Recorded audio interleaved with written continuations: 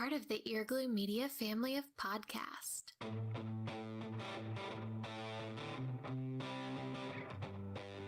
You're listening to the Cantina Cast, your home for thought-provoking Star Wars talk. Join Albert and Jonesy in breaking down the latest news, trailers, movies, and of course, your favorite characters from a galaxy far, far away.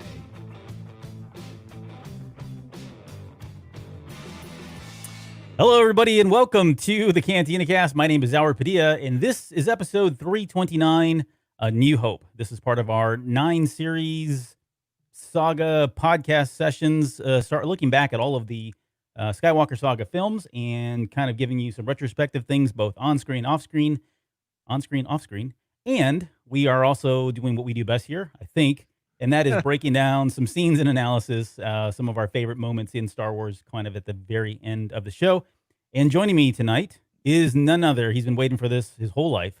Yeah, Mike Rondo is here. Welcome back, Mike, to the show. How are you doing, sir? I got to be honest. I was sweating. Well, today has been a hot day here in Rhode Island, and 90 degrees isn't bad. The problem is in like New England. Yeah, it's like it's humid. So it's not like the humid like you get in Florida where you're like swimming and it's kind of you're fine. It's oppressive, but you can kind of deal with it. Here it's like they took you in grandma's soup and put you in grandma's boiling soup. That's what it feels like. So I've been hot all day.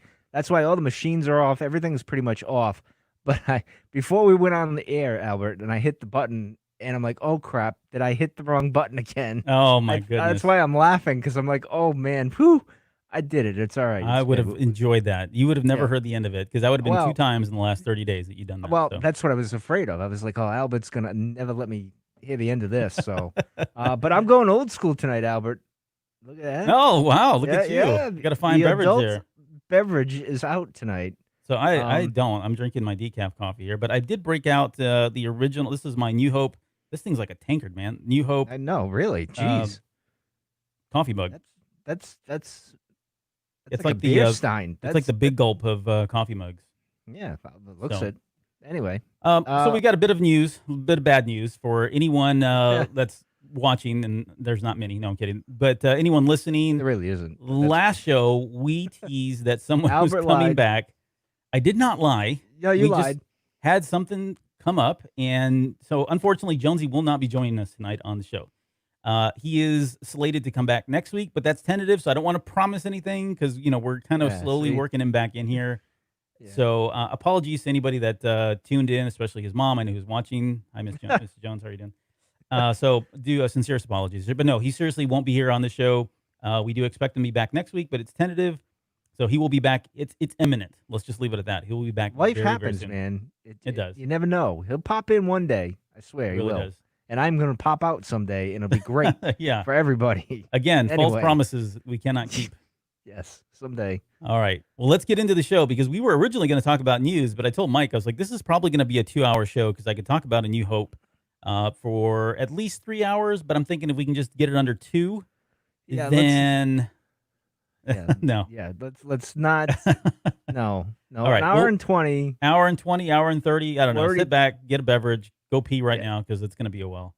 Well, but we're going to dive into it. We're going to jump right into it. So we're skipping the news. So we're skipping the news. Let's jump into the tail of the tape. So this is kind of where we talk about how Star Wars did at the box office. And I mean, everybody's probably heard this story, right? Star Wars is one of the biggest films. It's in the top 5. It's in the top 10 in terms of how much money it grossed, and especially when you consider the cost of inflation, right? If you adjust for the cost of inflation, this sucker comes in at number 4 at about $3 billion worldwide. Now, where does that sit relative to some of the other big blockbuster movies? Let's see. We've got Gone with the Wind is still number 1. Yep. It's going to be really hard to beat that, honestly, and there's a lot of reasons why, but beyond the scope of what we need to talk about tonight. Avatar is number 2. Titanic. That doesn't really count. Did that even happen? Like Avatar? Yeah, I don't know. We shouldn't count that. Watch your dirty mouth. Avatar's a great movie. What is wrong with you? Anyways, all right. Seriously, it's just like the film appraisers just talked like M. Shyamalan there, and his village is like better than Clerks, the movie Clerks. Get the heck out of here, people. Look, we're not talking about Michaela, Avatar. I got words with you, Michaela, but anyway, sorry, I'm throwing this off. We're not talking about Avatar the movie bit of a rant, bit based of a rant, on sorry. the Nickelodeon cartoon. We're talking about Avatar, the James Cameron thing, right? Yeah, well, the other Avatar's all right. This one's just Anyways. anyway. So that's number 2. Titanic is number 3. Yeah. And then it's Star Wars, Endgame, Sound of Music, E.T., Ten Commandments, Dr. Zhivago, and then The Force Awakens, which we're going to talk about here in a few weeks, makes an appearance at number 10. So again, that's the top 10 films all time adjusted for inflation. So I guess the way to kind of put a bow on that is, I mean, everybody saw this movie, right? I mean, everybody has a story, at least at the time when this came out. You're hard-pressed to find somebody who didn't go see it in some way. Now, there's people out there who just have no interest in the genre and all of that, but this really hit mass media. This was a pop culture phenomenon. There were people that had never really dipped their toes in sci-fi, because prior to that, they had like 2001, which probably bored them because it wasn't, the action-oriented type science fiction film that you would like Star Wars was. And everything else seemed kind of cheesy, right? We had things like some of the inspirations like Flash Gordon, right? That was probably in their mind, this is what sci-fi was. Yeah. I think at the time we also had Planet of the Apes. So that probably helped kind of break the ground to some extent for the sci-fi genre and opened up the door for Star Wars to kind of have at least capture the interest of a lot of viewers as well. But I thought Star Trek as well. Star Trek too. I mean the TV series. I don't think the movie wasn't out yet. Obviously, the motion picture. Yeah, as much as it pains me to say that Star Trek kind of helped that, it's funny because it kind of like Star Wars paved the way for the movie for Star Trek too. They kind of helped each other in a way, but enough of that anyway. Sorry. Yeah. So I got to ask you then. So, okay. I mean, do you think, and this is probably a no-brainer kind of question, but do you think there'll ever be a movie that's able to top Star Wars, much less Gone with the Wind at this point? Oh yeah. I think it'll happen again. So? Well, again, as we discussed on the roundtable, like movie theaters are in trouble right now. And they're kind of going the way of the dodo bird, really. So, it's hard to say. I mean, they're going to have to judge it based on, I don't know, depending on how things change, right? With the home release stuff, then you're going to have to, So I'll say possibly. Okay, so same question. Will a Star Wars movie ever beat number 4? Will it ever, I mean, I don't think it'll ever hit number 1, but do you think anything will ever come close to beating Star Wars? No. Yeah, I'm agree. I'd have to agree. I don't know. They had the shot. I mean, The Force Awakens was that shot. And that's it. That's as close as you're going to get. I mean, that's still pretty good, though. I mean, come on. You're in the top 10 there, so that's pretty good track record, Yeah, and I don't think it's anything against Star Wars, really. I mean, it's like you said, it's a kind of a sign of the times. It's where we are right now in the movie industry and where people spend their money. There's just so much more competition out there in terms of what you spend your money on these days with all the different forms of media. Whereas things, were simpler back in 1977. Certainly with The Force Awakens, that was kind of a different being because of the time span. So I would say if Star Wars was one of these things where it went away tomorrow and we didn't see it or hear again for about the next 20 years, okay, maybe it has a shot. I don't know. It's probably got a better shot than any other movie, but that's likely not going to happen. Disney's not going to allow this thing to sit idle for that long. So I think it's going to be, I don't think you're going to see another movie, a Star Wars movie at least, that kind of breaks that top 10. But all right, so something similar, like the genre, like fantasy, sci-fi, maybe. Yeah, I don't know. It's hard. I mean, Avatar is a great example of that, right? No one expected Avatar to do as well as it did. I don't know. I think that was just some of us regret. Some of us hate the fact that Avatar did as well as it did. Some of us to my right, yes, or left. I don't know what that is. All right. Anyways, my left, your right. Is that maybe? Yeah. Whatever. So those of you listening in on audio, by the way, we are doing the show live. We do them live, so that's why we're saying that. All right. Yeah. Poor people watching us, but anyway, the people are dropping like flies right now. Let's. I want to. You share with me your original viewing of Star Wars, because I honestly don't know that I've ever heard this story. Well, at least not sober. And no, from you, not from me. But what was your first experience with Star Wars? Like, when did you first see it? Were you a kid? Theaters? I was a kid. Well, I didn't see it in the theater. The Return of the Jedi was my first Star Wars movie in a theater. That's when things were magical to me. This, I can't remember if I saw this on like CBS or ABC or something like that, or it was HBO at the time back in the day. I can't remember exactly. I want to say you it was saw HBO. It on TV. Yeah, I saw it on TV. So yeah, okay. I want to say it was HBO or something. Like we had cable and I saw it that way. I don't think it was on like ABC or anything like that, or or CBS. I want to say it's a possibility, but I can't remember that much. All I know is before that, my brother would tell me these stories of Star Wars, and we had the comic books, and like I don't want to say golden books, but other Right. reading stuff and whatever that was around. He had every action figure under the sun. Yeah. So I kind of knew going in what it was going to be about, and of course, I believe he ruined the big moment for me. With I am, but we'll save that for next week. So Yeah. that was kind of how my older brother introduced me into it. Really, that's how my way. And then the guy down the street, John, was a big fan. Had most of the toys and action figures, so I played with most of his stuff. I didn't really have all my stuff. I had my brother's hand-me-downs, but he had a whole bunch of stuff too. But Yeah. yeah, I wasn't introduced the way like you were with the theater and the whole craziness. I wish I'd got to experience that because it's kind of weird. I'm in the fan base or the original trilogy, like that fan base where I caught the end of it and I loved it and it meant something to me, right? And Mm-hmm. it obviously it made something in my life because here Yeah. I am with you all these years later.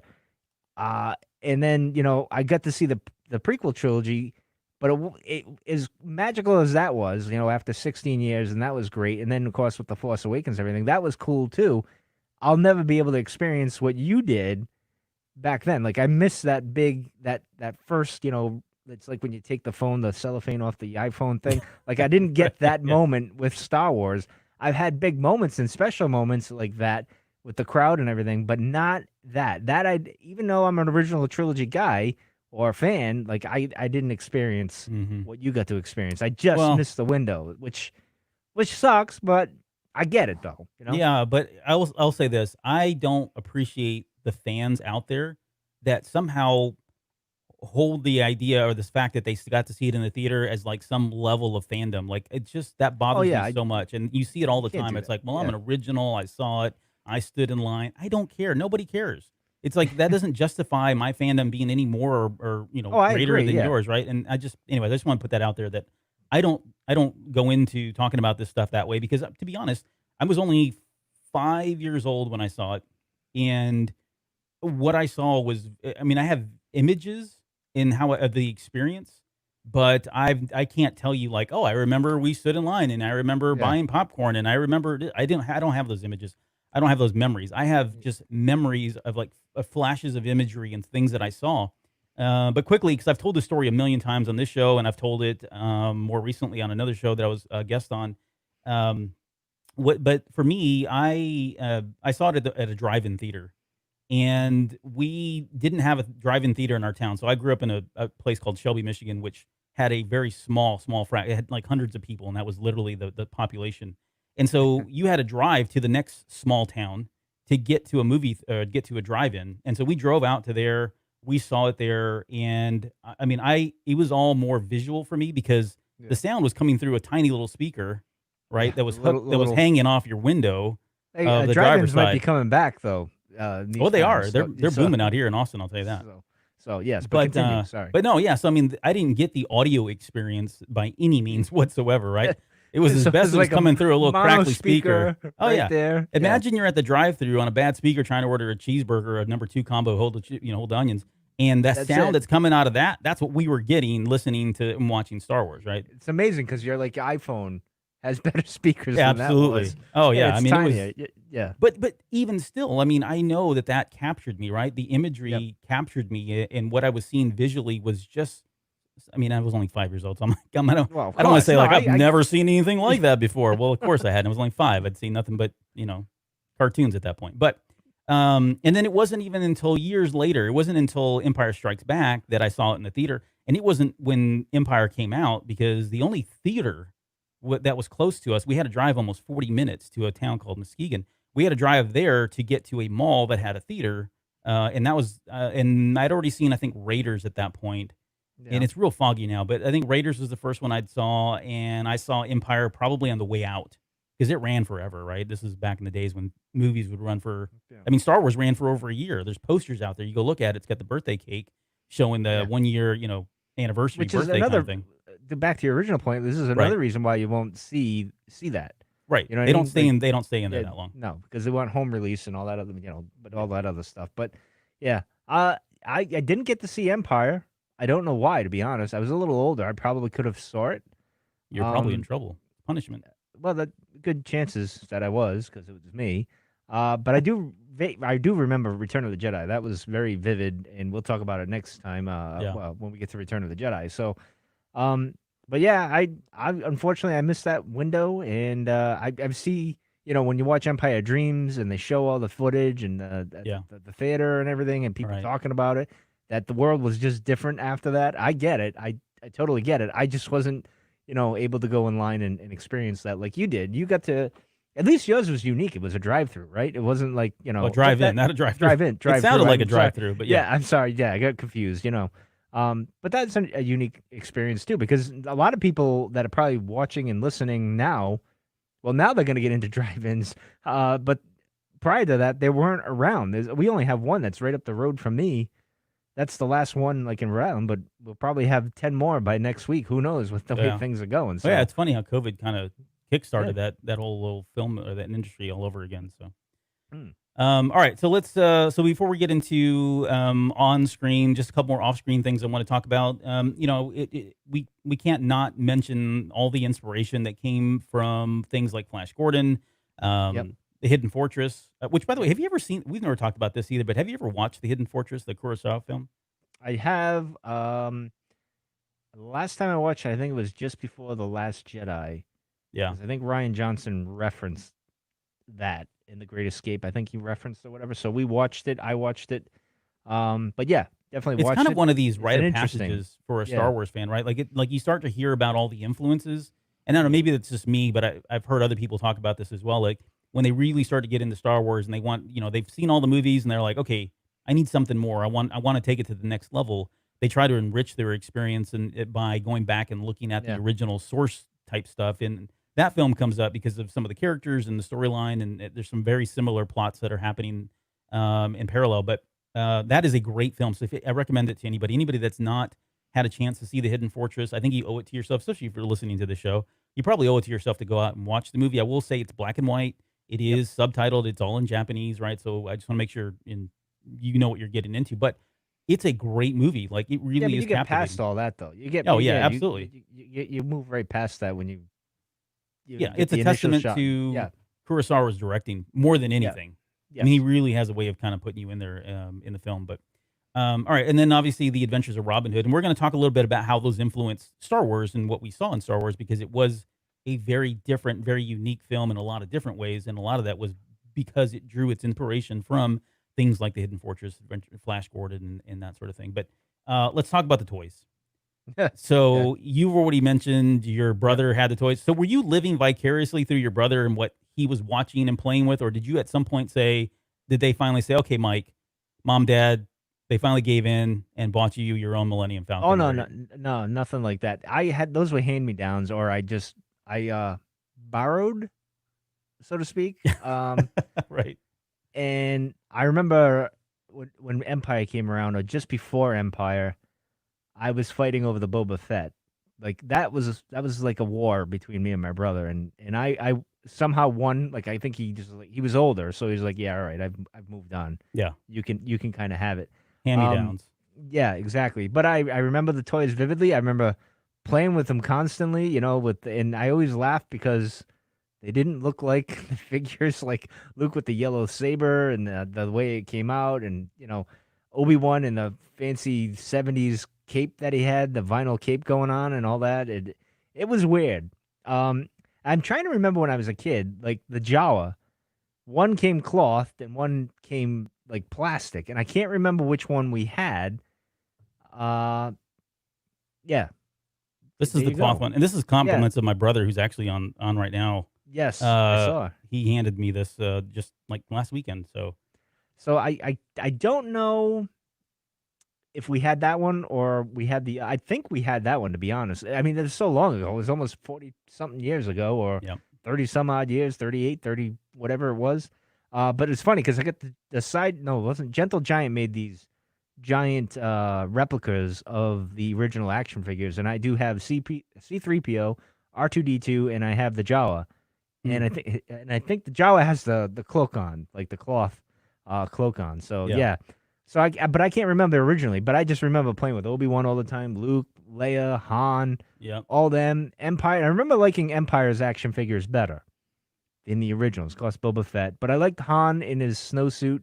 Yeah, I Leia think and they did a better yeah, job. I think when Empire came yeah, out of like the models and a little yeah. bit more accurate. I just like. I thought it was cooler. And then of course, Return of the Jedi. I had one of my favorites was the Biker Scouts.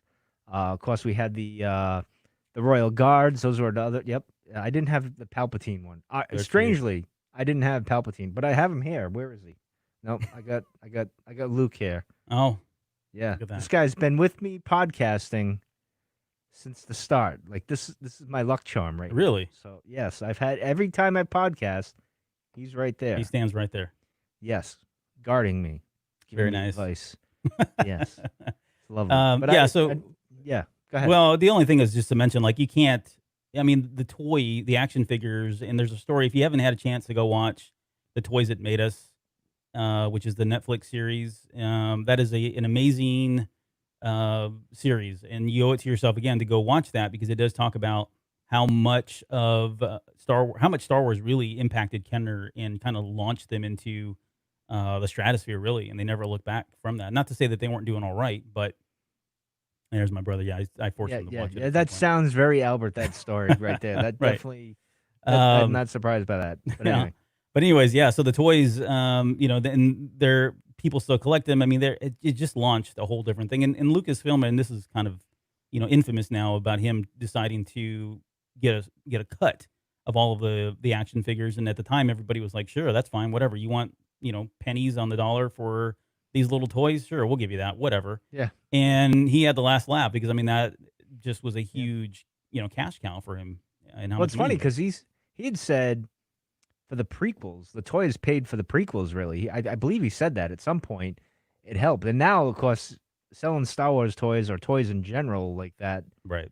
is hard to do. For many a reason, who knows? But Yeah. it's just funny how the times have changed. Kids, the way they play now, have changed and stuff. Although my daughter likes collecting things though, so she's into the action figures a bit. But Yeah. you can't beat those originals though. I'll tell you that. But Yeah. They're and then I guess just a couple other things. I mean, there was the radio dramas, which I've heard once and never went back to them, and I don't know why. There's no real reason. Like I remember liking them, but I honestly have not listened to them in. I mean, it must be like 15 years since I've seen the radio or listened to the radio dramas. Have you ever I listened to did those? it when I was a kid. I did.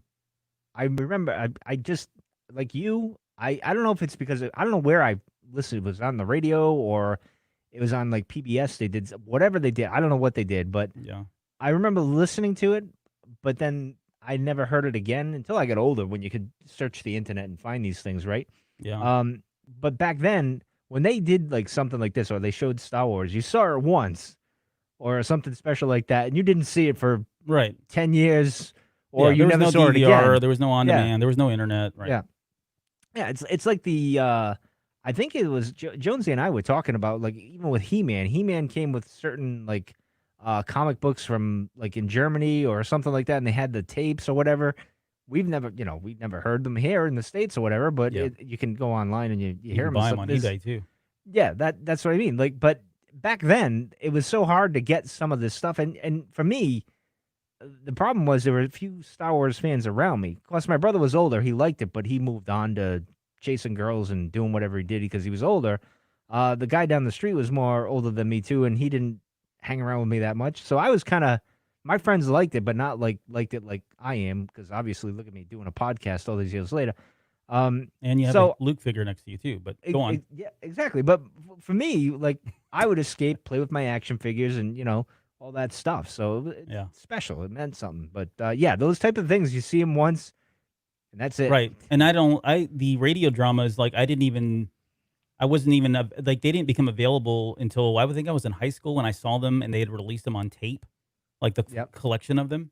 And I didn't buy them for whatever reason. I didn't buy them then. Yeah. But yeah, anyways, so just something to mention, the radio dramas are out there.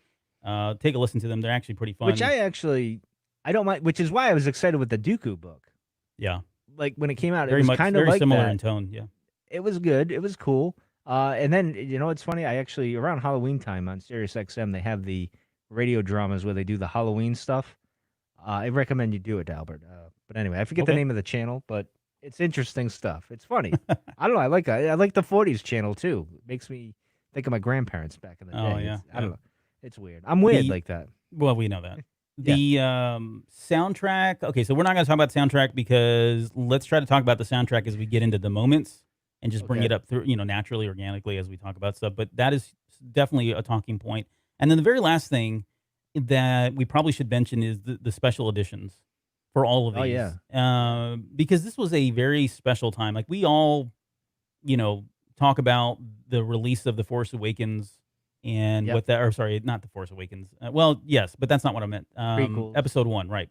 Yeah. That was a very special time for Star Wars fans because of how much time had passed. But I think what gets lost is just how special. And I'm not going to say it was more, but it Oh, was it was pretty pretty big. close. Oh, it was Yeah, it big. was pretty big, I especially remember going for quite a bit. Yeah, it was. especially for the diehard fans, right? Because Yep. the Phantom Menace really allowed new people to kind of come into the genre and that kind of thing. And Yeah. not to say that the special edition of A New Hope didn't, but there was something about that. It was lightning in a bottle kind of thing because we had waited so long. We had never seen Star Wars in the theater. For many of us, had never seen it in the I theater never seen with like I just told you. Yeah, I never saw it like that. right. So technically, I saw the original Star Wars as a special edition in the theater. That Yeah. prior to that, it was DVR and VHS and on TV. Sorry. Plus, to we were interrupt. you're 100%, and and plus we were being teased with, Yeah. THX, the Yeah, sound yeah. system. Even though back then in the theaters you got stereo, that was probably Yeah. it. Dolby if you were lucky on some of the movies,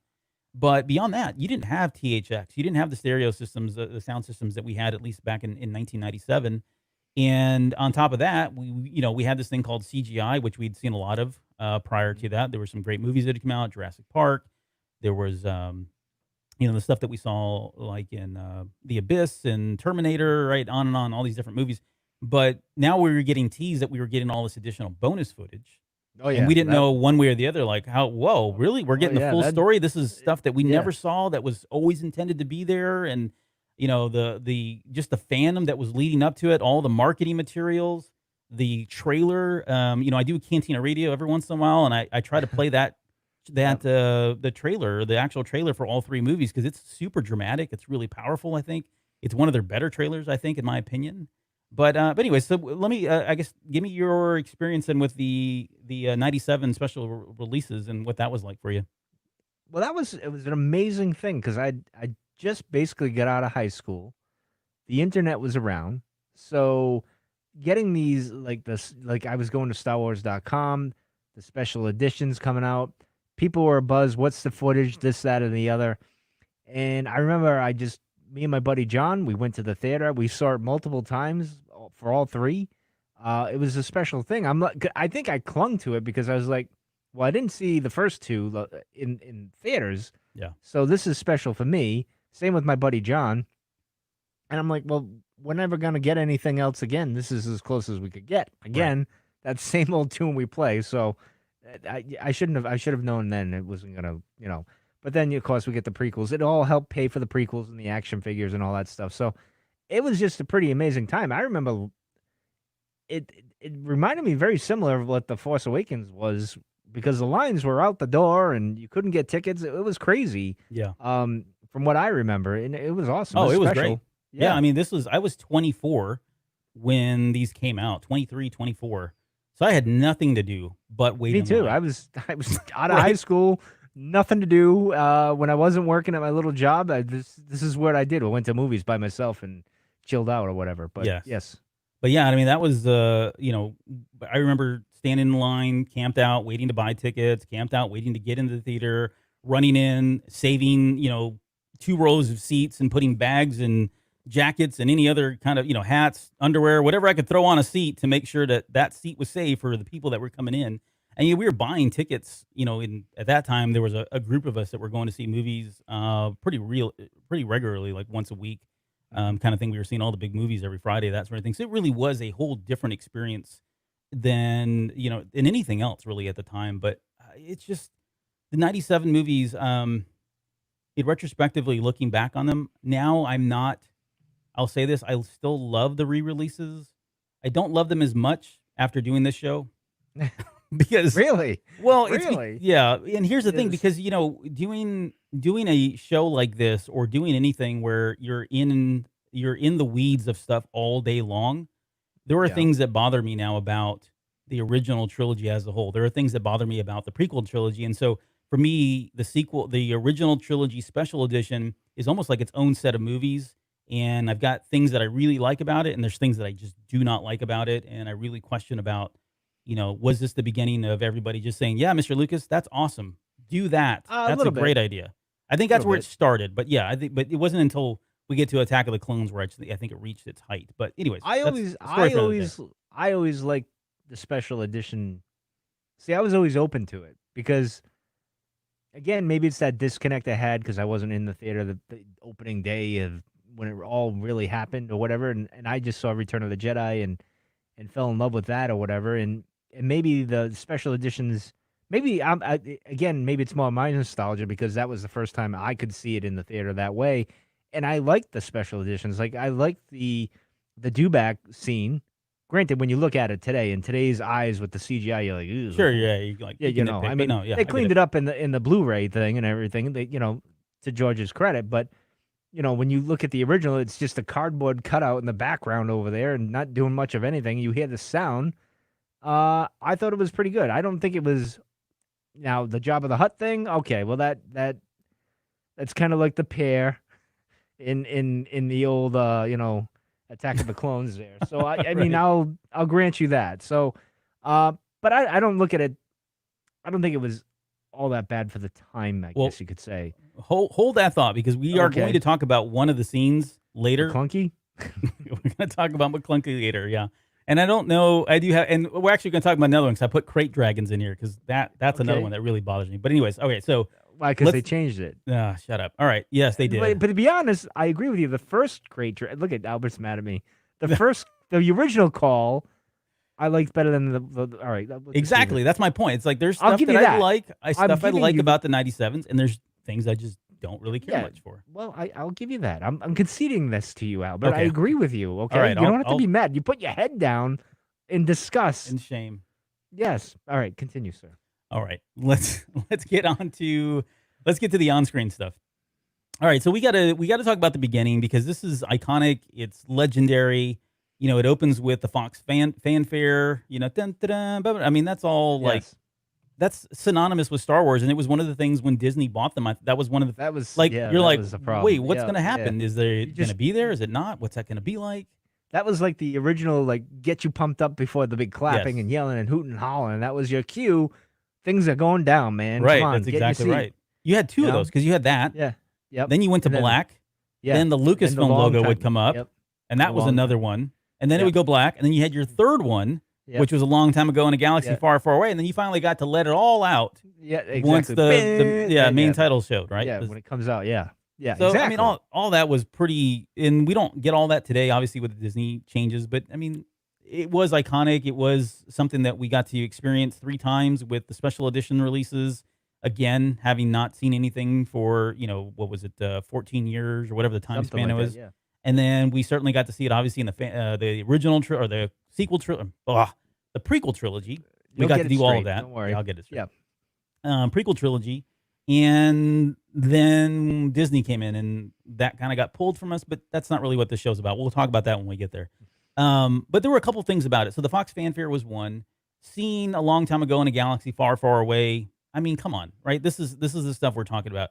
Where have you? And think about this. Back in 1977, there were not many movies that were doing these kinds of things, right? No, well, Everything it was was a big very thing because- cookie cutter Yeah. in terms And of there was how. no actors' names at the beginning. Right. That which was caused a whole George thing for Lucas, George. Yeah. doing that Yeah. kind of thing. Yeah, pretty much. And I give him. This is what I love about George is he's kind of the rebel. Like, no, I'm gonna do it this way. I don't care what you think. Right. But he was right though, because when you look now, of course, I think most people when they look back and they're like, okay, you couldn't put like Alec Guinness, Harrison Ford before all of that or during that. You couldn't do that. He was trying to tell a certain thing, and it had to be. That's the way it had to be. Yep. And could you imagine if they did it the other way? Like if he bent to their will, which he wouldn't anyway. He's like, no, I'm not. I'm just gonna do my thing. But anyway, continue, sir. I'm sorry. No, so I mean, yeah, so that was one of the things. And then we get the title crawl. We get the crawl, Yeah. and this movie, right? 1977 opens up with A New Hope episode 4. That was, yeah. Well, yeah, that's right. Doesn't So say. yeah, I mean, it's like, okay, again, it really throws people off, and this is going back to like the Flash Gordon stuff and the influences from that, and the serial pieces and stuff that he was listening to, the radio dramas and that he grew up with as well. But that was one of those things where it's like, you get 4, 5, and 6, and had people scratching their head going, okay, well, what happened to 1, 2, and 3? And then later on, we find out, oh, there's 9 movies, and then there was rumors that there was 12 movies, and there was all this stuff in his head. And I mean, this was, again, just nothing was out there like this. I mean, outside of like Star Trek and some of the other things we named, and maybe the Battle of the Planet, or it's not Battle, Planet of the Apes. Planet of the Apes. Thank you. Yep. There weren't very many franchises, and the word franchise really wasn't a term that was kind of thrown around. I mean, you had probably James Bond was one that had been out there for a while, and some Buck other Rogers, ones, but maybe Buck Rogers, from the TV series or radio dramas and stuff. But for movies, this was a big deal, and knowing that there were that many things out there, knowing that this guy had this many stories in his head, and this was a saga, right? We never really had those kinds of things at the time. And then the last, sorry, go ahead. No, I was gonna say true. No, that's true.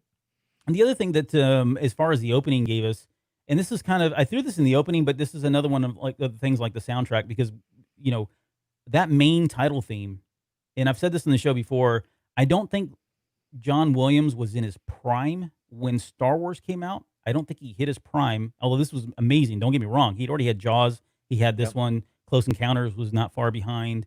But he probably peaked right around 1980, between 80 82, somewhere around there. But this soundtrack is one of the most iconic soundtracks out there. There are so many songs and themes and just notes, right? You can play a couple of notes of the main title theme and people know exactly what song it is, right? You don't need to play but three notes, sometimes 2 notes. You know what that key is, or that what is it? The G to I'm speaking out of my rear end. I'm about as musically inclined as you, sir. So, all right. Yeah, wrong guy. Although Revenge of the Sith is still the better soundtrack out of all of them. We've established that last week, but continue, sir. I agree with you today. But the other thing, so much like the music, right? Throughout all of the movies, and certainly throughout this movie, the music is pretty epic. The other thing that Star Wars did, and this is something that we spoke about when we did the Rise of Skywalker the Art of Rise of Skywalker. Phil Sosak, who works at Lucasfilm, he's the one that kind of did that book. He talks about this thing called the Immaculate Reality. And what that is Star Wars has this worn in kind of, and I'm not going to say dirty, because there are moments when it looks dirty or dirtier, but it looks worn in, right? It looks used, like reality. It looks used, right? Not everything was super pristine. And you look back to like the Flash Gordon stuff and sci-fi prior to that. You look at 2001, everything was really pristine. You had white rooms and really pressed, outfits and stuff. Yeah. Everything was very sterile, exactly. But with a New Hope, I mean, everything looked dirty and dingy and worn in, and it looked like, lived in, right? And that was something that was very unique to the movie. And I love the fact, until we got to the Phantom Menace, these first 3 movies were definitely in that line. With Rogue One, I love that they carried that over, and then certainly with the sequel trilogy, I think we got a mixture of both, right? There were times when it needed to be Immaculate Reality, and they did a great job of that, and there was times when they felt like things needed to be pristine and sterile, like the throne room or Snoke's area. Yeah, they had a good way of kind of balancing that out. So, anyways, well, that was just the thing that I loved about Star Wars is that look. With not the sequels, but the prequels in with the originals, I always saw it like George wanted to show the dirty lived in. This is the after effect of the Empire taking over, and things aren't so nice and pretty. Right. And he wanted to show the contrast of that, where things were nice and pretty before all that happened, and kind of, that evolving to de-evolving to wherever we got in the sequel trilogy kind of thing. That's how I took it back in the special edition kind of prequel era times. In the early days there of my life here, in my 20s or whatever you want to say. But anyway, continue, sir. No, it's a great look. I mean, I think it does really well for the movie and the franchise as a whole. Oh, of course. Okay, so let's start with. So again, this show is really kind of us reminiscing for the most part, talking about some of our favorite moments, things that happened, things that Yes. stood out to us. And I've got a list of stuff here, but I mean, you feel free to chime in if there's something on here we don't, you see and you don't want to talk about. But I thought we could talk about. We need to talk about Tatooine, just yeah. as a whole, because Yes. in 1977 there wasn't any of us except for probably one person in this entire world who knew or thought or even had the possibility that we would ever hold or Tatooine would hold so much weight in Star Wars like it does. And if you are a follower of Star Wars and you've seen the movies and you've read the books and you've read the comics and you played the video games and whatever else, this is the planet we always come back to for whatever reason. And it's just crazy to think that Tatooine, this desert planet that has like Unless it's a sequel. Well, no, the sequel trilogy did. That's right at the end. Yeah, we went back to it, right? And there's Yeah. always a reason to go back to Tatooine. And I just thought that was, I don't know if he had the intention of that originally going on. I'm going to give him the benefit of the doubt because he's the creator and, you can't really argue with him, right? But the fact that we go back there so much is just crazy. And it's sometimes it's comforting. Sometimes it's kind of like, really? We're going back to Tatooine? I think for Luke's story and his father's story, yeah, I think that was obviously intentional. But all this other stuff that's happened, like even him going back in Attack of the Clones and all that, I'm not so sure that was. I mean, he had to, right? Because he said, "I'll come back and free you, Mom."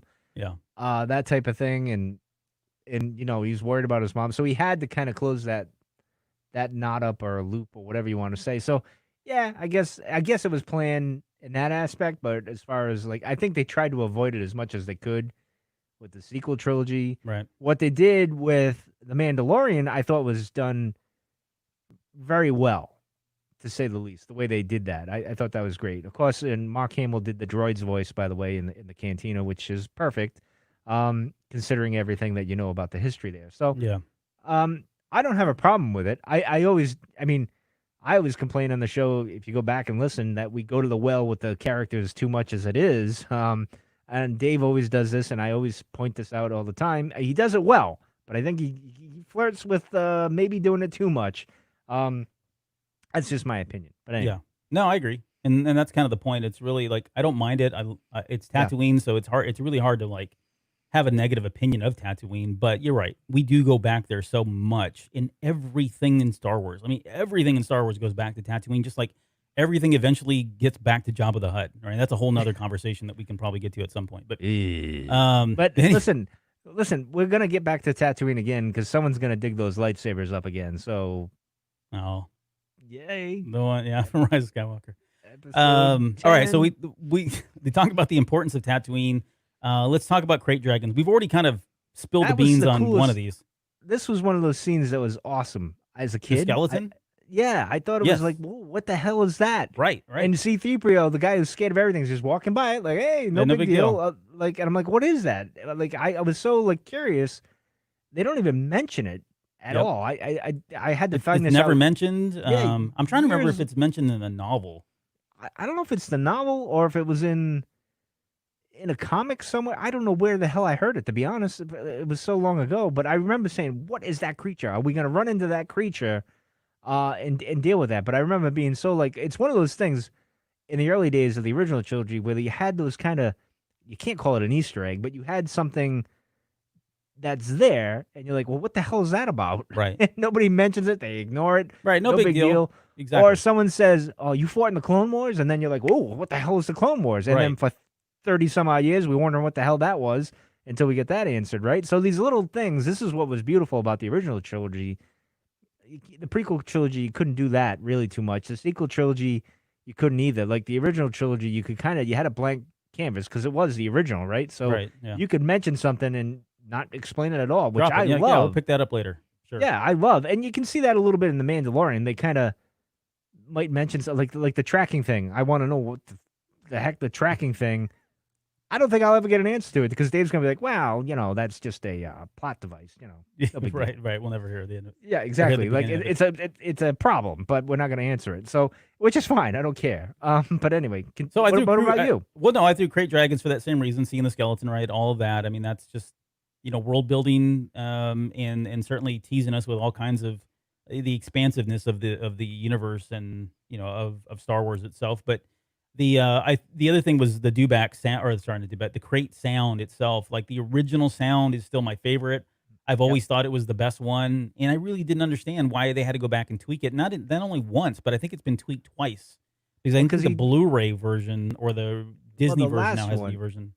well, does it? Is it still the version where it ties in Revenge of the Sith with the thing that Obi-Wan rides? Yeah, I think so. sort of. I think it's I think they're trying Yeah. to tie it there somewhere. I don't know, Yeah. but the lead here is You should shouldn't they have have changed changed it. it? I don't know. I don't think they should. No, I don't think they should have. Well, George wants to do, what he does. So, I mean, Yeah. I don't agree. Listen, I love George, and he's not perfect, and he did some changes that he shouldn't have done. I think even he would admit at some point, like, yeah, I shouldn't have done that. But Mm. it's there. So, what are you going to do? Dewbacks is another one that stood out, especially as a Which kid.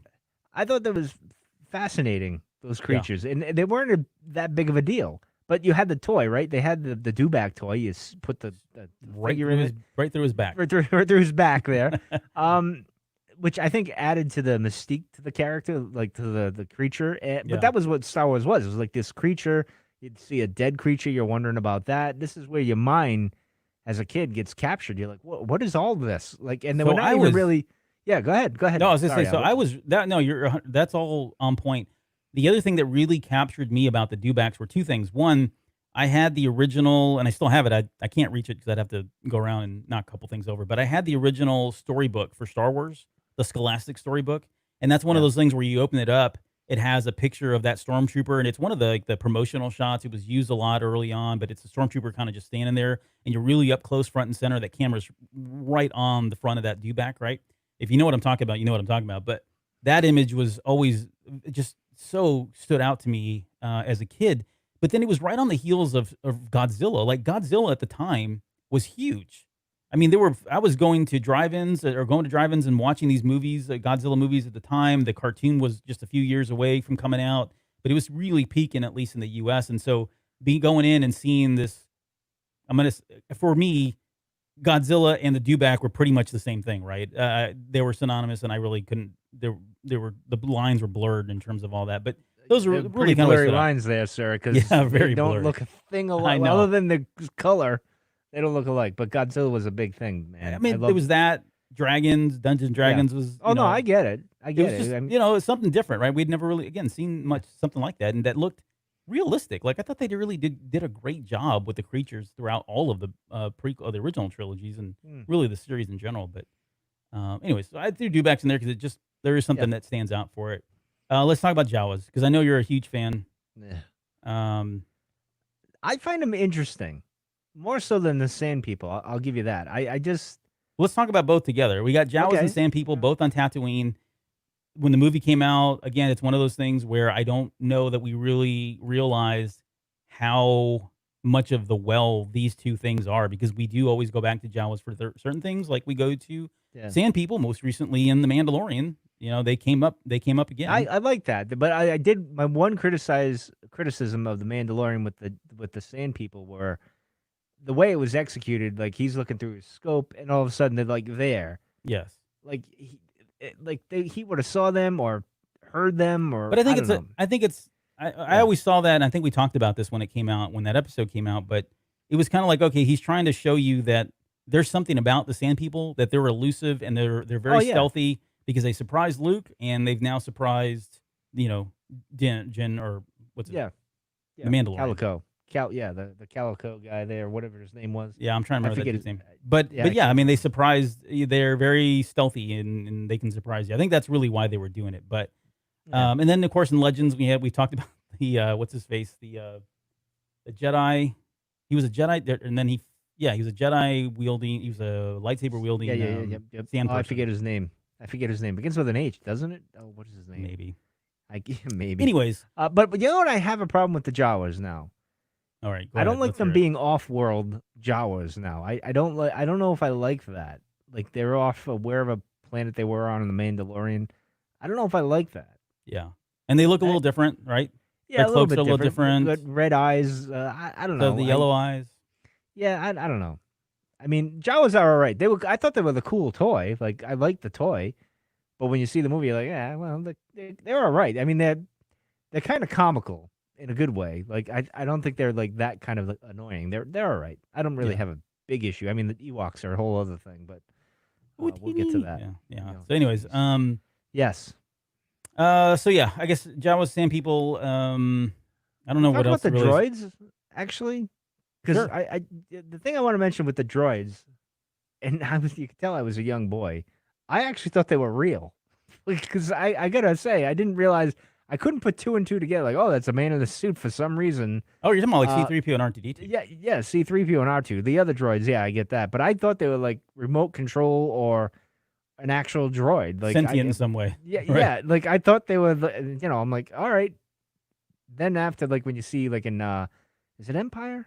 Yeah, when they're going through the thing and you see Anthony's arm goes like this, and you can see his skin there. So it's like, oh, damn, that sucks. Reality's Because I broken. really wanted an R2 unit. I still want an R2, to be honest. He's the coolest droid of all. I think that was a testament to the character. I mean, to certainly Anthony Daniels, right, and the character Oh, yeah. designs themselves. That's part of it.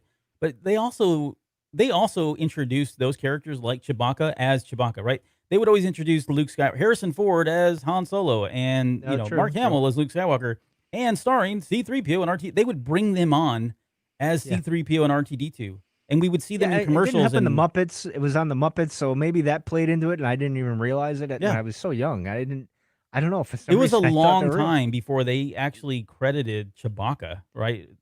Peter Mayhew as Chewbacca for certain things, commercials, Yeah. TV shows, variety shows, wherever these guys came on, they were always introduced, right? So that kind of didn't help to kind of help you in any ways, right? In terms of like whether or not these things were real. So it certainly it didn't help. It blurred it a lot of times.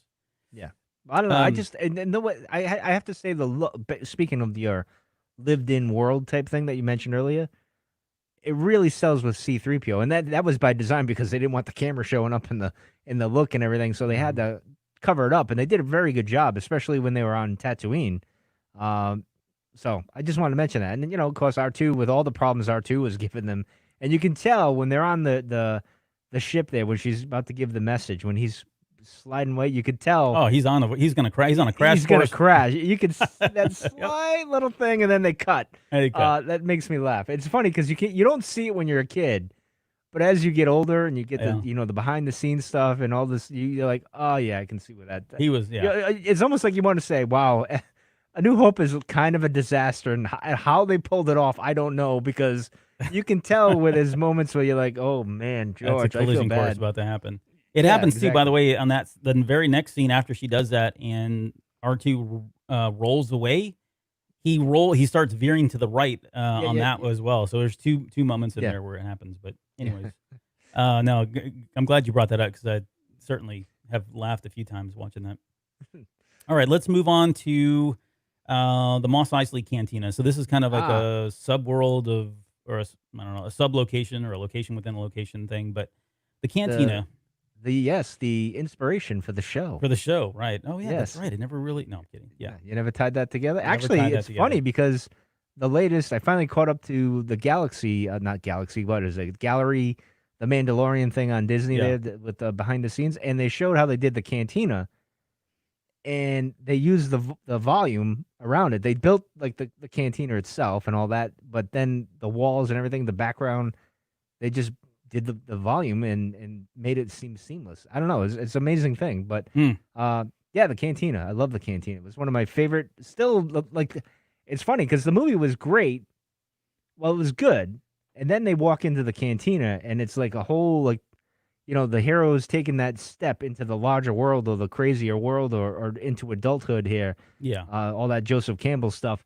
Yep. And it was just so bizarre. And odd, and then it's funny because when I got older and I went to a bar and you walk in, I was hoping for aliens and everything, but Didn't happen. turns out it's Pretty not close, much though. different. Yeah, it's pretty much on par with what you see there. It's really like there's a cast of characters and it's funny, and it was just I don't know, for some reason it stuck with me. Han Solo, even though I'm not a big Han Solo guy, mostly because he reminds me of my brother, that swagger and that attitude or whatever. Just the way he's talking, that conversation with Obi-Wan and Luke and and of course the bar fight with the saber and all. I don't know. There was a lot of action in that one There little was. Oh, there's a lot going on. It's your was- mind goes a million different directions in that scene, especially for the first time. Just the cast of characters, the number of patrons. I mean, there's so many of them, and our friends over at the Star Wars and Character Show, they have, I think they've done they've done a background on every character in the cantina, and there are so many of them that we never even hear about. There's just so many little tiny characters that you see for half a second or hiding in the shadows and all that. But and I always wonder, like, when Lucas was pitching this idea or what he had in his mind, whether or not, and this is another one where I felt like, okay, with the special edition, I was okay with the changes that were made. I liked the they got rid of the little worm hand thing, right? That got replaced. I like the hand. That was terrible. It was, but I liked it. No, see, Just saying, I liked it. No, I liked it too. But did I like the special edition more? Yeah, I think I did. It worked in some really places. Good job. Yeah. Yeah. But it's funny because I remember it was Empire Dreams. I want to reference. We always reference that on this show because it's an awesome documentary. Yeah. Which everyone should check out at least 100 times. And Mark Hamill's talking about the cantina. He says, I was on set. We got all these aliens and all this thing that was described to us. I walk in and like, like it wasn't what he thought it was going to be. And but and thanks to movie magic. Yeah, thankfully, and of course you get the big praying mantis guy. Yeah, which was horrible, but thank God he was in the background. Just like I could see George, like, just put him in the background. He looks like an alien, giant bug. And they were like putting like not cast members but crew. Like they were just slapping costumes on these guys and get out there, go stand there while we film this real quick. That would have been great. I would have loved that. That would have been awesome. I always said on the show, like if they did another cantina scene, like that cantina, Dave, you should have picked the phone up when you did that scene. I would have been happy to be some droid in the background or something, talking on a microphone or something. I don't know, but anyway, just a dream I have. Well, and you mentioned Han Solo because we did not talk about the cantina with the Solo, because I mean, prior to Solo: A Star Wars Story, this was our first official appearance of Han Solo. Yes. And, again, you've already touched on it, but the swagger, the scoundrel, the scruffy-looking nerf herder, the mercenary, right? We get all that in just that few moments with him, and just the arrogance that he has. Like, you never heard of the Millennium Falcon. Yeah. That was also our first introduction to Chewbacca. When the movie came out, the prequels changed that because he was introduced in that. But you would think they would have had some kind of like more of a connection with Chewie and Obi-Wan, where that scene means more. Like he knows it's Obi-Wan, Jedi, and all that stuff, and they had that kind of connection, or what? I don't know. It would have just. But then again, I don't know. It was an. Oh yeah, I mean that's like that's not even the most egregious. I mean, we can bring up R2, and that's. Yeah, that's right. That's a big deal. That's a big deal. But yeah, R2's like, hey, whoa! I remember you, dude. What the heck? I remember everything. Pal. Everything, buddy. Yeah. We can talk about Sabine if you want. We can talk about Satine. We'll bring that up. We'll show Luke those tapes. But anyway. Yeah, we're telling Luke, hey, by the way, this Vader dude might be your dad. Yeah, they want you to kill your dad. Just saying. But anyway. So let's talk about McClunky. McClunky. So the which question we loved talking about it when it came out that time. The question always comes up, and I know what your answer is, but I'll let you say it. Who shot first? Well, Han just shot. That's it. Self-preservation, which I love. Now, I hated that they changed. Fitted his character more. For me, at least, at the time. It did, but George was getting soft in his old age and was like, well, it's a kid's thing, But I like the idea of saying, sometimes you got to preserve yourself, man, and you got to take the step you need in order to not be the guy that's going to get shot. Yeah. But it is what it is, It's never going to go back to what it was, so just be thankful we got to see it the way it was intended at that, and you can still find it online or something like that. But it's one of those things. I was about to run and grab a VHS tape and a laser disc, but go on. Sorry. Yeah, or bootleg of a bootleg of a bootleg. But I'm fine with it now. But I never got into that whole he shot first, this, that, or the other. I kind of like, all right, I just don't agree with it, George. I know why you did it. Yeah. I just don't like it. I think for me, it always, when they changed it, it took away a little bit. I think it diminished, for me personally, it diminishes the ending where he's talking to Luke and saying, when he tells Leia, I'm not in this for your revolution, right? I'm in this for one person, me, right? That moment, and then later on when he's like, he's having that conversation with Luke Skywalker, and Luke's like, "Really, you're just gonna leave?" He's like, "Yeah, I got to get out. I'm done. Hey, why don't you join us?" That's all part of the same character. And I think the minute they change it, it takes away from those two moments. And it really takes away from the bigger moment, which is him finally doing a 180 and turning around and coming back and saving and really, doing what's right. And being the good guy that later on, from Solo Star Wars story that we knew. Yeah. So, I don't know. I don't really care so much these days about it one way or the other. I think I've debated it enough. I've mentioned it, talked about, voiced my opinion enough that it doesn't really, it doesn't bother me too much. But yeah, I mean, it's one of those McClunky.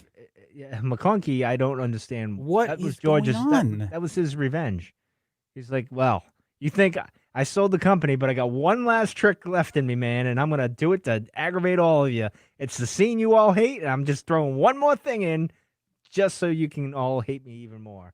So if you, for whatever reason, have no idea what we're talking about, if you go watch the Disney Plus version of Star Wars, Greedo yells McClunky, McClunkey. I think that's the spelling. Those were his last dying words, and it just, I don't really get or understand why. I mean, I do, but I don't, if that makes sense. But anyways. Did you come up with what it meant? Yeah, so Missing Words over our buddy Matt over on the Lucasfilm story group put it out there, and I'm forgetting, go Twitter it, go look it up. He came out and talked about it, and I honestly don't remember. It's like, again, it's one of those things where I don't really care anymore, but if you want to go look it up, Google it, Google it. That's fine. Okay. What's his last name? My goodness, I'm like drawing a blank tonight. Martin? Matt Martin? Matt Martin, yeah, from the Luke story group. Oh, there you go. This will be the end of you. Oh, there you go. The cat, Thanks, Gators Girl's got it. Yeah, there we go. Yep. There she goes. Really? But that was the official why would you, translation. How of does that translate? This will be the end of you. McClunky does not ring a bell of that to me, George. I don't know. Whatever. I mean, you're talking. You're debating linguistics and all that. My thing is just like, what difference does it make at that point? Thank you, Brian. Look, Brian's spelling it out there. McClunkey. MOUSC. All right. Anyways, you're out of focus here, by the way. Yeah, I know. I was. You're coughing. drinking too much, or I'm drinking. No, there you go. All right, I'll move on so you can die in peace. All right, so we talked about Clunky. The special edition gave us now, and you've mentioned this earlier, but the Jabba the Hutt scene, which also changes because prior to the special editions, Empire Strikes Back was our first. Well, we're not talking about the Star Wars holiday special, but yes. That aside, Empire Strikes Back was the first time we had seen Boba Fett, and now with the special edition, we not only got Jabba the Hutt before we got Return of the Jedi, but we also got Boba Fett before we got Empire Strikes Back. So, I get it. It makes the whole seeing Boba Fett originally or in Episode 4 cool.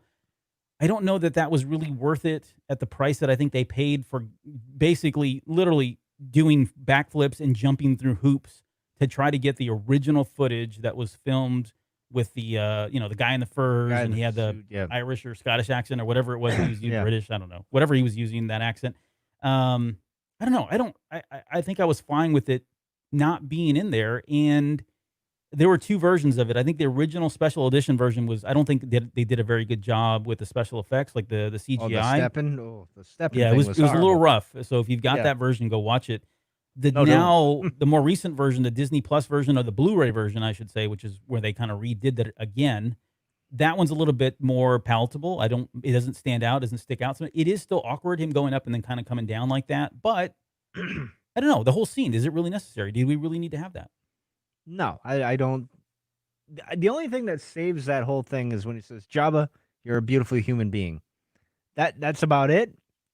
Is it worth? See, I have a problem with that line. Really? Why? Yeah, it just doesn't.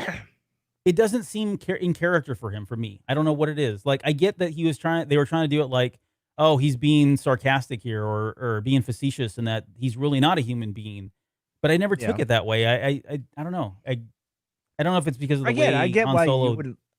I get why you wouldn't like it. Well, I would also say, again, is it worth sticking the two of them in there just to do it? Right. No, probably not. So you could have did it a different way. Yeah. So Yeah, I Anyway. mean, again, it's nice to see Jabba. It's nice to see Boba because they're in there and there's nothing I can do about it. But if it were me, I would have just left it alone. So, Yeah. all right, let's move on to the Death Star. And we're Yes. kind of jumping over a lot of stuff, but I mean, this is the thing that we was teased about in the crawl, right? An armored space station with enough firepower to destroy an entire planet. Yes. We heard about it. We saw it up front and center. And here we go. They were delivering. This is the Hidden Fortress, going back to the Kurosawa film. This was the Yes. Hidden Fortress now, visualized. And, we get that's no moon, that's a space station. I mean, there's all these great lines in Star Wars now that have become memes and super iconic in a lot of different ways. But Look at the size of that thing. yeah, cut the chatter red too. But, this is the Death Star itself was cool to think there was a space station that large and had enough firepower to do those kinds of things. But we got to witness that with the destruction of Alderaan. Yep. Which was like a glorious explosion, if there ever was one in Star Wars. Only slightly better than the poor TIE fighter that dies in this same movie. At I think it's Luke kills the last one when they're being chased by the TIE fighters. When they escape the Death Star, whoever destroys the last one, I'm forgetting. I'm drawing a blank right now. But that TIE fighter blows up very spectacular, more than any other one. Big explosion. There's a bigger sound and everything else. Oh yeah. So I mean, I don't know. That thing was just they put a bunch of TNT on it and sent it out, and so they could blow it up. Yeah. Anyways, Alderaan. Yes. Alderaan places. No more. Yeah, no more. It's and Leia, very stoic of her there. Oh, I'm telling you, like that. Now thinking back, I mean, I'm with you too. Like now we're really getting nitpicking, and I don't want to be that guy. Like, but come on. I mean, that's your whole planet. I mean, and then she gets she gets over to Yavin 4, and she's kind of like, "Oh, hey everybody, nice to see you. We got to really get on this. No time for our sorrows." Yeah. What do you mean your whole planet just got eliminated and you're about to die anyway? I don't know. No, I don't want to. I don't want to jump on this too much because it's a minor nitpick. Yeah. But what do we chalk this up to? We chalk it up to the fact that Leia is Leia, and if there was any one person out there that could just be like, I ain't got time for the pain right now, I've got to get the mission done, it's her. Yeah. So I give her the benefit of the doubt. And she consoles even little Luke, Yeah, exactly. It's okay. It's okay. Put this on you. I just lost my entire family and planet, and you lost this old man that you've known for about 2 days. But yeah, exactly. Here's your little blanket. It's like you got a man cold. Here you go. It's funny. But anyway, let's see. That's the Death Star. In the Death Star, the trash compactor. Well, we skip over. God, there's so many moments, but I want to talk about the trash compactor scene and the scene just before that, because we use this a lot whenever you screw up something. The situation normal. Everything. How are you? Here. Yeah, exactly. Well, but that's like one of the best lines and scenes, honestly, in Star Wars. The levity, the levity of it all, or the brevity of it all, is just awesome, right? And certainly the delivery, the cadence, the whole. It kind of reminds you of like the reason I use it a lot is because that's kind of how I would probably handle something like that. Like I've had situations at work that were kind of like that, and I'm like, oh yeah, we're good, kind of trying to. How are you? How are you doing? Let's not talk about what's happening here. Let's talk about what's happening over there. Don't worry about the fire behind me. Just pay attention to what's in front of me. That type of thing.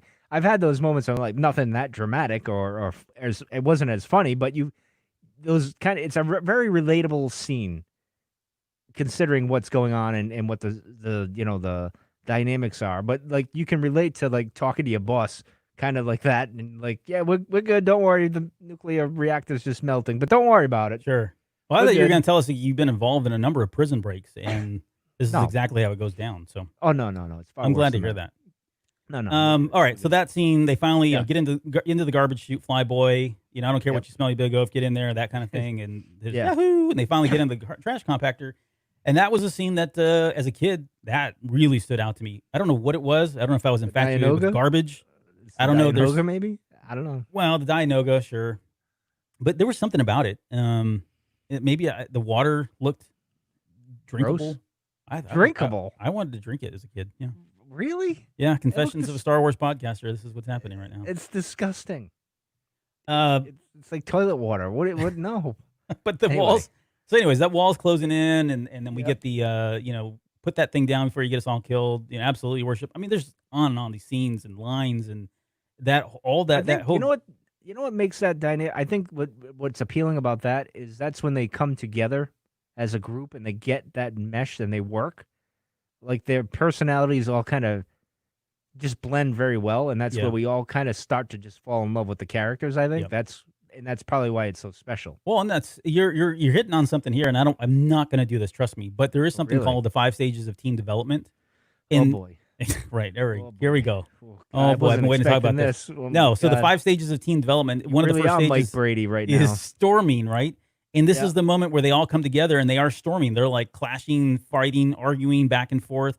And then over the course of this movie and the next 2 movies, we see them go through all 5 stages and become this really solidified team, which we finally get to see at its high point in Return of the Jedi and the mission that they have to go out to, what do you call it, the Moon of Endor and take out the shield. Anyways, Yes.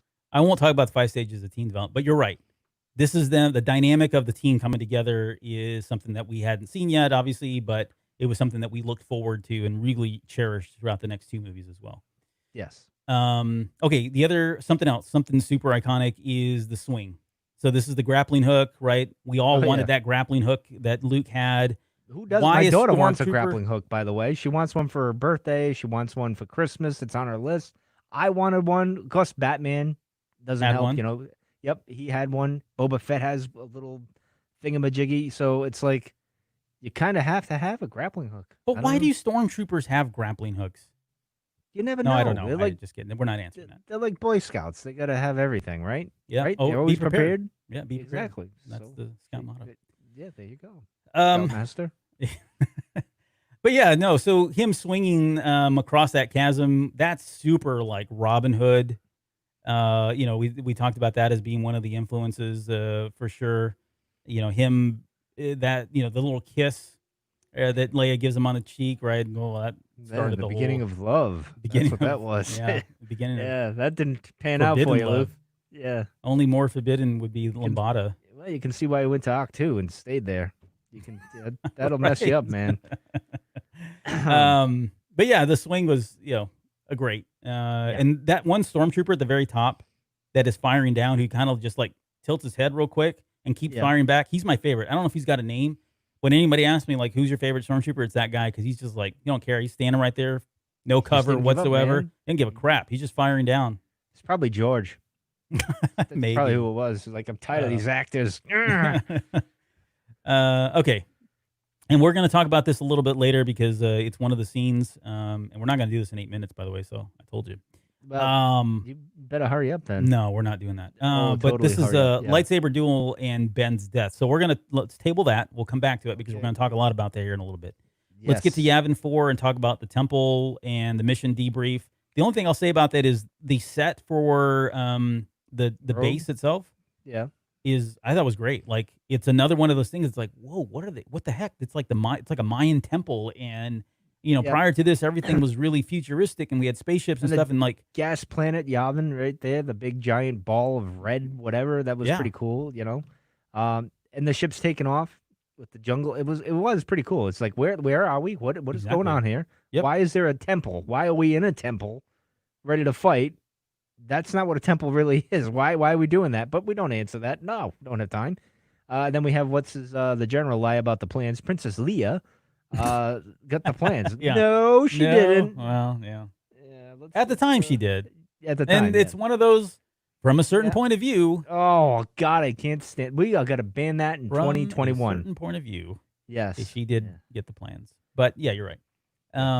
That was great. The special effects there, seeing the little graphic of, the blowing up and all that. I mean, that was just like, I don't know. There's something even very nostalgic about it, obviously now, but I love that the fact that they've been able to carry that even even like in The Rise of Skywalker, there are moments in there where the visuals are still very similar. They don't seem that detached from what we saw from episode 4. And this is, 40 something years later, which I thought was kind of cool. So, Yeah. All right. So enough about that. Let's talk about the attack on the Death Star. And this was, the one thing that stands out to me is that it really The size feels of that like thing. you're kind of hitting on it because it's a very dogfight kind of battle, right? World War II references. World War II Yep. references.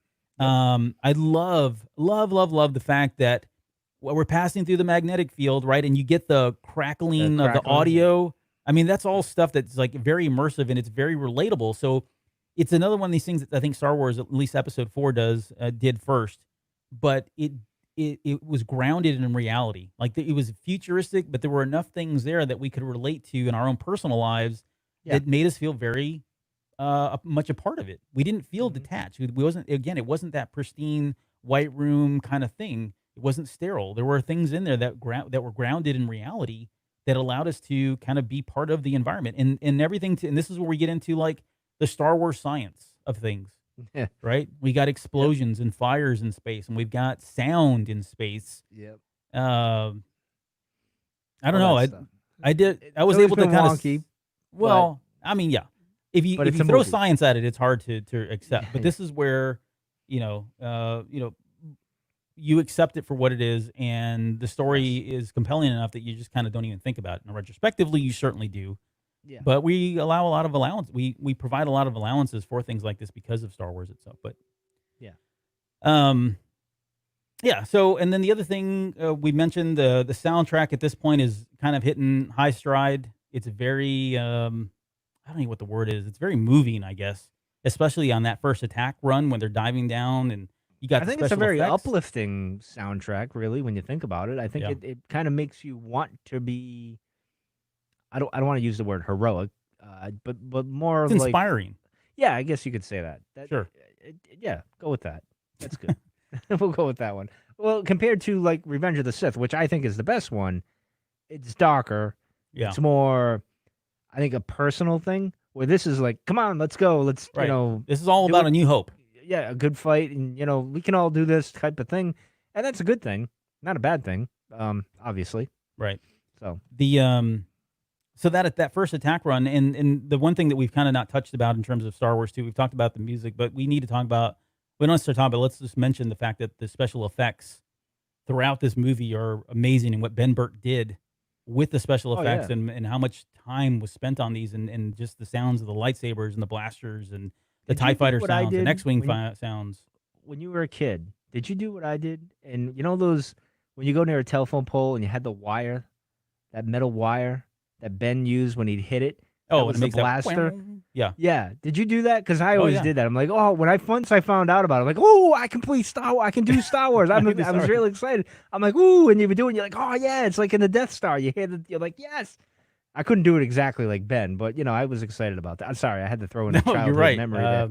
And there were, there were things that we did as kids growing up because of this movie, to try to mimic these sounds.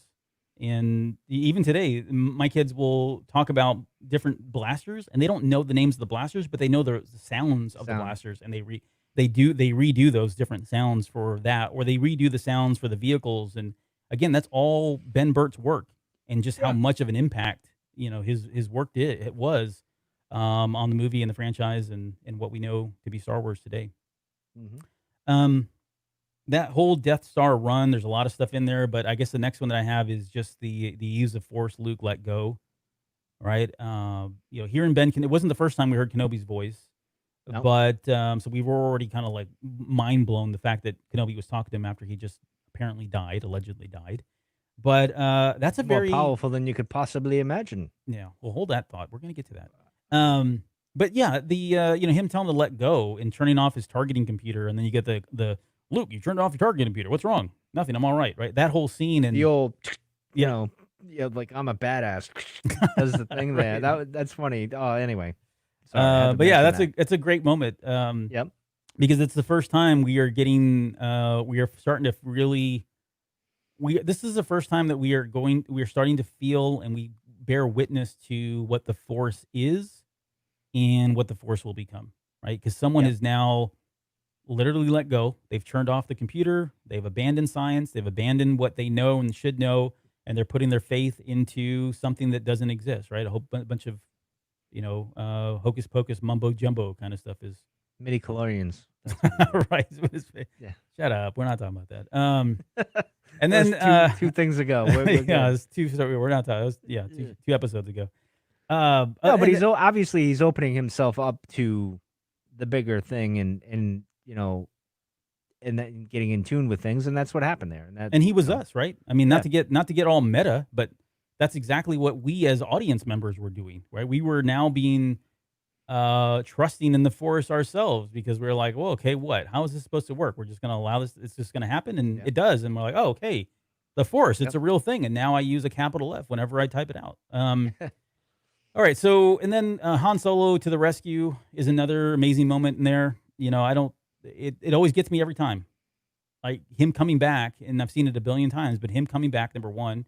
And then number two, just his character development, right? This was his character growth and the beginning of his character arc, his story arc of, well, not necessarily the beginning of it, but certainly the big turn. phase of him. Yeah, the big turn and what he would eventually become and who he would become. But that was certainly a great moment.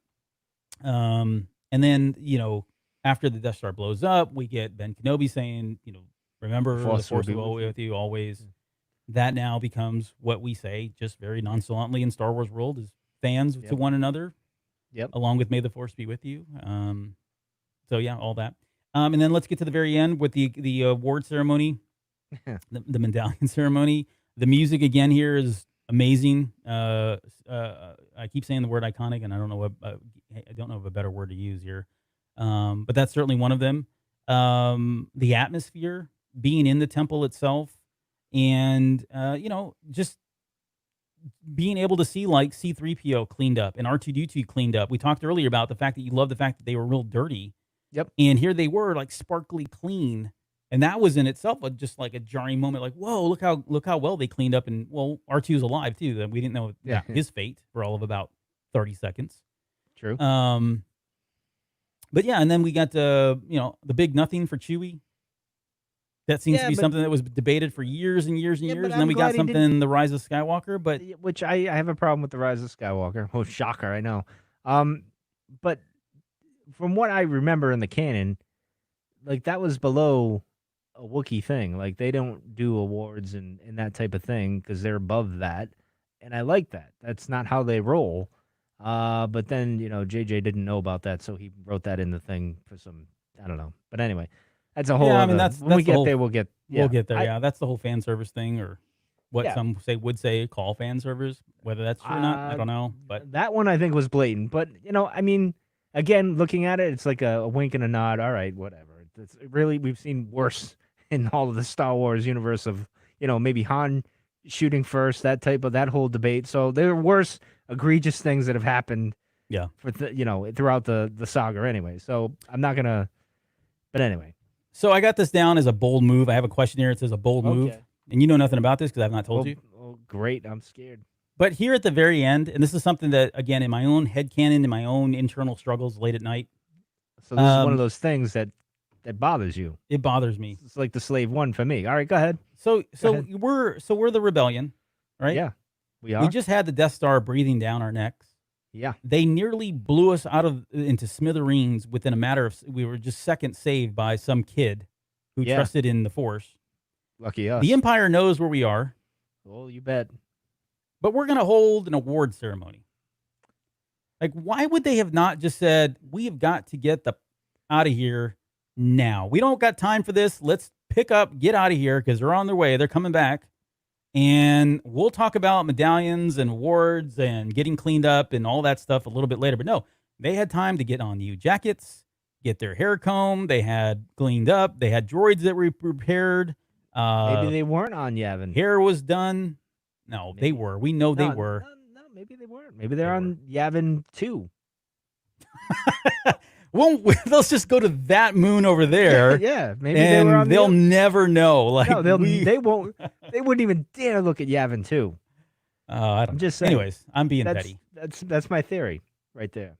It was a 5-second ceremony. It was like 5 seconds. That's it. We're good. All right. Well, I'm just saying it took awards? a lot of time to get up there. Okay. All right. You know, it's a movie, Albert. They needed the big pomp and circumstances. Shut up, Albert. It's a movie. All right. Let's get into your scenes because there's still a lot to talk about. But you wanted to talk. Well, no, go ahead. Take it. You got your first one. What is your scene quote analysis? Well, it's more of a feeling because I think this is several things that happen in this scene. It's obviously when Luke comes out and looks at the twin suns, you know, the sunset. Yeah. Which is symbolism for a lot of things. You know, obviously he's his boyhood time is coming to an end. things are changing, all that stuff. But me as a kid at the time, more towards the special editions things, I think it kind of hit me because I was like, what, 18, 19, 20 at the time when it happened. And you're like, well, I my teen years, I've been in that position where you're looking off into the horizon there and not paying attention to where you are, and you're daydreaming of where you're going to be some point, and you're not there, and you're frustrated and aggravated, which Luke was. So that hit a chord with me, just, with Luke's character, that you love him even more because it grounds him more to you. But then, of course, when you get the prequels and you get the sunset with Anakin and Padme and all that, when the temple and the changing of the guard again, you get the same thing, and it plays through it as, they're poems, they rhyme, that type of thing with George. I just thought plus I love sunsets. They're always my favorite thing. I don't like sunrises. I like sunsets myself. I don't know, the symbolism, the music itself, and it highlighting George. This is where he really shines, is when he does no dialogue. It's just the music, and he gets the actors to convey the emotion that you're looking for. Even in Droids, even in Darth Vader, when he's staring off into space, you feel something, and that's a credit to George there to pull that off, or whoever he has directing, the writing, whatever. Just to pull it off is an amazing thing, because I think there's a quote where George said they're more silent films than actual talking films, to be honest, because the key moments are usually when nobody's talking. It's just the music blaring and the visuals are happening and all that stuff. So it was a special scene for me. I don't know, what were your thoughts on the scene, sir? Well, I would say that, I mean, I think we've all been there. And I think that's part of it's so similar to what you're saying. We've all been in that moment. We've all been Luke in that moment. Maybe not staring off into the sunset and looking at two suns, but really just kind of wondering, like, is this really all that I have? Is this all that's left of life? Am I destined to be here forever?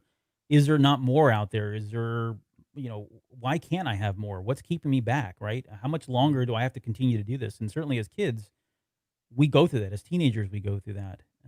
It's just that longing for independence and to start becoming, making a name for ourselves and finding who we are and self-reflecting in a lot of ways. And that's exactly what's happening in that moment. And I think, again, it's relatable because we've all been there in a lot of different times. And sometimes we go through that in our lives at different stages of our life, right? It's not a one thing that happens. It can happen at any time in your life. And so, so not to get any deeper than that with it, but I think what they've done with the franchise and how that's one of those wells that I think that I don't mind them going back to. I've always enjoyed when they did go back to it. We certainly got to see them again in in Revenge of the Sith, and, Aunt Beru and Owen standing there with Luke, and we got to see the twin sons there. We've got the sons at the end of Luke's death, which I think is, again, love or hate the Last Jedi. No, it was a beautiful death. Right. But the fact that he's looking at twin sons, right. And just the symbolism of it all. And Luke is going through that same thing. Like I mentioned earlier, he's going through it again. He's looking at it and thinking, is this really the end? Am I going to be able to make it over into, Force World and be with them? And, I'm leaving all of this behind. And then again, later on with Rey Skywalker, right? At the very end of the movie, she's standing there. She's got the twin sons. And again, she's looking at that. And again, it doesn't go into this in the novel. And this is pure conjecture on my part, but I would like to think that she's doing the same thing and wondering what's next, right? What is left for me? I've done all of this stuff that we've now seen over the course of the last 3 movies, but what is next for me? Where do I go from here? And it's like these suns are there, and they're like the things, these orbs that are like calling you and pulling you and trying to, providing inspiration in terms of what comes next or what the next steps are.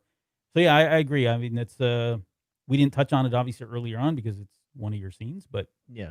Well, you could also say like the sons represent Luke and Leia, right?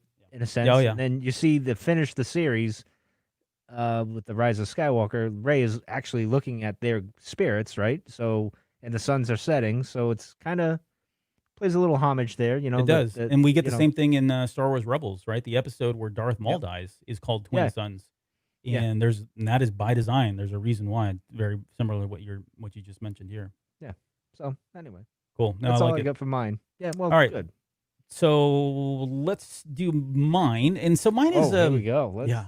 Big time stuff. This is going to take 2 hours now. It is going to take. It's going to take at least 20 minutes. So I'm warning you now. All right. Great.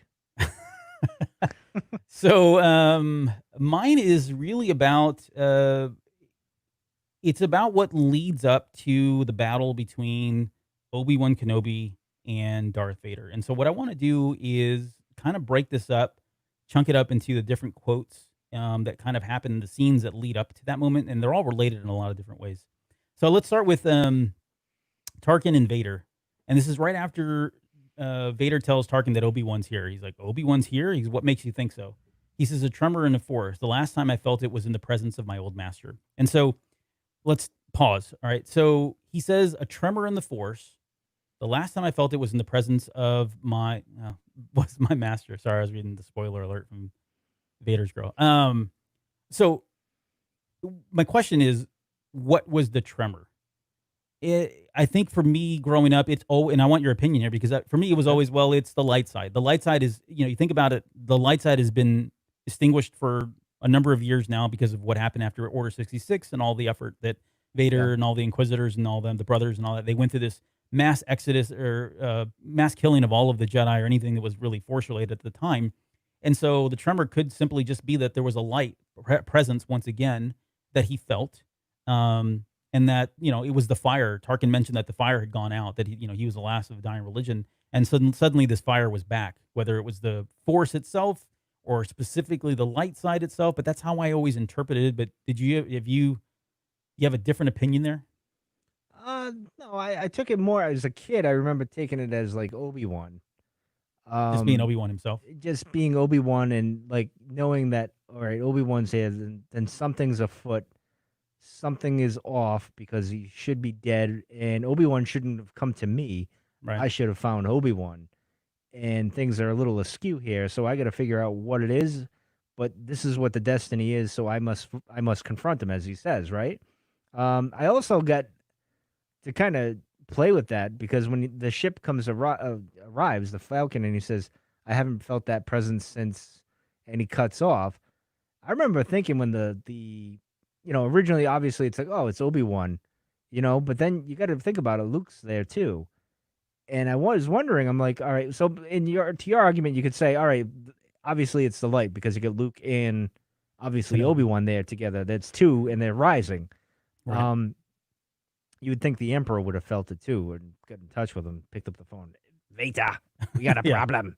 He's hiding in the compartment there. Yeah, exactly. So I took it. I remember when the prequels came out, after Attack of the Clones, and I'm watching it, and even after Revenge of the Sith, and he says that, and I watched The New Hope, I'm like, I wonder if he's sensing Padme, like, because of Luke, like he's confused because he's got Obi-Wan, he senses Obi-Wan, but then he senses, because he doesn't know about Luke yet, but feels kind of like Padme-ish somehow at the time. This is me thinking, obviously that's not true, that you can't really, well, I guess you could go down. Well, in the novel, I don't mean to cut you off, but if you think about it, there's some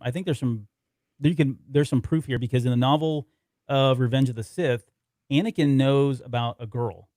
Yeah. He does not. He thinks it's a girl. One, he doesn't know it's twins, and he feels the presence of a girl. And he thinks it's a girl that they're about to have. So he doesn't know that Luke was ever born. Twins, much less. But the fact that there was a boy and a girl, right? He doesn't know that. And so, to your point, he feels something, but he can't pinpoint it. Yeah. Because he has no reason to think that it would be his son, because he had a daughter. At least he thought he was having a daughter. Yeah. I think it's a good point. I mean, it could be one or the other.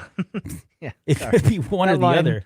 Oh, that line. But anyway, so that's one aspect of it. I think the other thing is, if you go back to it being simply Kenobi on the light side of the Force, does Kenobi allow it to happen? All right. So just hold that thought, because we're gonna, as we continue to break down these lines, that's gonna play into this a little bit more. But this idea, this notion that Kenobi he voluntarily opened up his guard so that Vader could detect his presence, and there's probably some strategy behind that, because up until this point, he's not been able to find Kenobi. And you could, maybe it's proximity kind of thing, but then there's counter arguments to, Luke and Leia, especially in Legends, and how they could find each other across distances and all that, right? But nonetheless, suspension of disbelief. If it really is Kenobi, did he open that up, and did he allow that to happen? And the more important question is why. And so we'll dive into that here in just a second. Okay, so let's move on to the next scene. So Vader says Obi-Wan is here, the Force is with him. Tarkin says, if you're right, he must not be allowed to escape. The next line, escape is not his plan. I must face him alone. All right. Well, So that kind of goes into what you were saying there, where, all right, the Force is with him, so the light is rising. That's right. probably what he's feeling here. And he knows Kenobi, knowing Kenobi, his old master's up to something. He doesn't know what it is, though. He knows there's some reason why he's here, and he's got to confront him. Vader, I think, in a way, you could say, all right, Kenobi knows they're trapped, they're in a problem, and Vader kind of knows, all right, well, Obi-Wan's going to lure me into a trap for the others to get away. I know this play. We did it a million times in the Clone Wars. Mm-hmm. So we're going to put a tracking beacon on and let them get away. I'm going to finally get my revenge and kill my old master. Obi-Wan knows this and is like, well, all right, my time is up. I'm going to let them escape. But this is in order for Luke to go over that threshold and to get more in tune with the Force, and I can coach him that way or whatever, and he gets away and gets to fight and kill Vader another day for him. So they are playing on each other here. And I think it was almost in a way to kind of, now when we get to the fight, I guess you could say it was Obi-Wan when he, well, we'll get there when we get there. But that's kind of my take. Yeah, I don't I love it. ahead. And I love it. And it's very, I certainly had a lot of the same thoughts. I think some of the other questions that come to mind, thinking of, escape is not his plan. Did Kenobi or did Vader foresee this? Right? Did he know in some way that he would kill Kenobi? Now, he maybe didn't know exactly how that was going to happen. He just knows that maybe he had a vision of Kenobi dying or some way, or maybe later on, we'll talk about this too. He's looking down on Kenobi's robes, and that was all he had to go off of. So something was going to happen. And so he knew that escape was not his plan. It could be that maybe he thought that Kenobi was there to blow up the Death Star, or to take him down, or to take out everybody there in some way. How that was going to happen, I don't know. But he Wouldn't also Wouldn't it be great in the Kenobi series that the both of them play on what you're thinking here? Is that both of them in the series, we see Vader having this dream, and then we see Obi-Wan having this dream too. Like they both know that this is coming. And I got one better for you that we're going to talk about. Hold on. Okay. All right. No, because you're getting me excited about something that I've been. Oh boy. You probably heard me. Listen, I want a less than a 2-hour show, Albert. Let's not. Come on. I'm trying, dude. I really am trying. But listen, okay. I've said that I've already my big thing there is I've said it on the show already. So if you've listened to the show, you already know what I'm going to say and talk about. But let's hold that because I do have something that I want to talk about. That's kind of in that same vein. Where was I? Oh, so, whether or not Vader knew about this and whether, him saying that escape is not his plan, either he knew that he was there to kind of end it all or end himself in some way, or he was going to die. Did he foresee this in some way? Did the Emperor foresee this and tell Vader, he's coming and be ready. It's coming any day now. And when he's not going to leave, one of you is not going to make it out of this. And that's something, it seems like something Vader or Emperor would do, right? Is tell him one of you is going to die or something, just kind of tease it and really send the anxiety and the stress up of Vader to kind of get him ready for what was about to happen. I like the idea of him not knowing. Like he was caught off guard. Like he had this vision. He didn't know if it was going to be on like the Death Star or that. He just knew someday this confrontation was going to happen. It plays into Rebels as well when the Emperor's talking about you can hunt or whatever. You can pursue because Ahsoka's come back into the picture and you can kind of continue that search that you always want to do. I think Vader in his mind thinks someday it'll happen. That's our destiny. We'll cross path again someday. I don't know when. And they have these visions. Like, as we always talk with the visions, you get bits and pieces, but you interpret it wrong, which could play into when he's stepping on the thing. Like, what the hell what happened here? This isn't how it went in my vision. Whereas Obi-Wan sees it another way, and it kind of happens the right way, more or less. I don't know. Just food for thought. All right. Well, here's the part that you mentioned earlier about the visions of seeing one another, that kind of thing. But the next line says, I've been waiting. So we're going to flash forward. They finally meet in the corridor there. And he says, I've been waiting for you, Obi-Wan. We meet again at last. The circle is now complete. When I left you, I was but the learner. Now I am the master. Only a master of evil Darth. Yeah. All right. So for the longest time, and I always felt like I was in the minority with this, but I felt like we meet again at last. I always took that as they met again. You're playing into don't get me excited like this, Albert. Listen. Don't do this they to me. met again. No, you're getting excited now. They met again. They actually met prior to this and after Revenge of the Sith. And I really in my Yep. heart believe that is true, and I've always felt that is true with the Kenobi series. My hope, my real big hope, I have my is ways to that tie this in. we get this moment, because it would make more sense now, I think, because to say, oh, when we last met, I was yeah, I get it, maybe technically, but he was already given the rank of Jedi Knight, right? Yep. He was not allowed to be on the council, Yep. but technically that was no longer his master. Although, they always, they refer to they always Master Yoda say as master, and they respect say thing, it all yeah. that, but it's a respect thing. But at that point, technically, he was no longer his master. And you could argue that, okay, well, he still had a lot to learn, all that, but really, he wasn't on the path of a Jedi anymore, right? He was on the path of the dark side and a Sith Lord. So to Student. say, I was the master, you're not the learner, it means more than just Jedi versus Sith. So why would he say that? Other than the fact that they've maybe had one encounter, maybe even more. I don't know what their relationship was like, but I would like to think that at some point prior to them meeting up here, they had a number of encounters that they ran into one another that were complete draws, and this was the final moment of them, and it kind of all led up to this. It would certainly play into what we were talking about with the visions and him seeing that, or kind of having some visions of them meeting at some point, and that was how that was going to go out. But go on. So you're like Okay. chomping at the All bit right, here, but yes. go ahead. All right, listen, because if you go back to the early days of the show, Oh, here we go. There you and go. we were pitching the old Kenobi movie, we'd flesh things out, and I'd always said, and we did a show on this, Obi-Wan once thought as you did, which was a line in Return of the Jedi, which we'll Right. get to.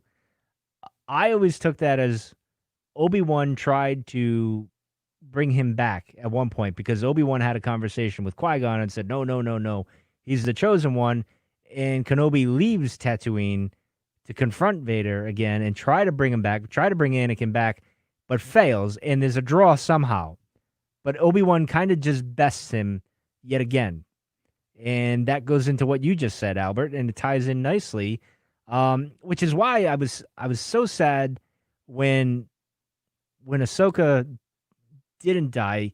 Well, what I wanted to happen with Rebels, it doesn't matter if this doesn't have to happen, is where I wanted her to find Kenobi, and she runs into him, and he says, Anakin's gone, man. He's dead. And then she goes off to fight him, and then I wanted her to die, because that gives more of Luke's story weight, because, yeah, Vader's gone, man. He just killed Ahsoka. Right. And he's tried to kill Obi-Wan twice, and he kills him the third time. So Luke pulling him to the light is very unreal. Like, it's a hard thing to achieve. So that's how I took it, that, back in the day, that's how I wanted it to do. But like you said, now with this line, I never took it as they've met before. I always actually thought the opposite when he says this. It's like, well, you could say that, okay, he's referring to, the last time we met was on Mustafar. I was kind of still the student, the learner, but now here I am, the master, so to speak. They're kind of both insulting each other. They're just kind of getting jabs at each other. Yeah. As, master and student would do when they're about to spar or whatever. You know that when you're karate there or whatever. But that line in Return of the Jedi, Obi-Wan once thought as you do, which, in the way he says it, is like, yeah, Obi-Wan tried, but he failed. And here you are. You're pulling at my heartstrings, you little kid. Stop it. Had to clean that one up. But well, we'll find out. I mean, I don't know. I'm not saying I'm not saying I disagree with they anything. can go there. Sure. This is how, but in my mind, when we were back in the early days when we were talking about it, this is how you get Vader back on the big screen. Right. And we all want to see more Darth Vader, right? Sure. So this is how you can do it. There is a loophole. I don't know if people will buy it or like it, because we just complain about everything as fans these days. I don't know. But it's there if you want to take advantage of it. Exactly. It's one of those, and I'm sorry, but it is one of those certain point of view things. From a certain point of view, this could work. It's not even a certain point of view. It's left story-wise. It's almost like we mentioned before on the show, too, when we get to Revenge of the Sith. I didn't mention it. It's like when Kenobi says, is he not the chosen one? And then he says, misread the prophecy was. It gave an out to saying, oh, Anakin wasn't the chosen one. It could be something else. Yeah.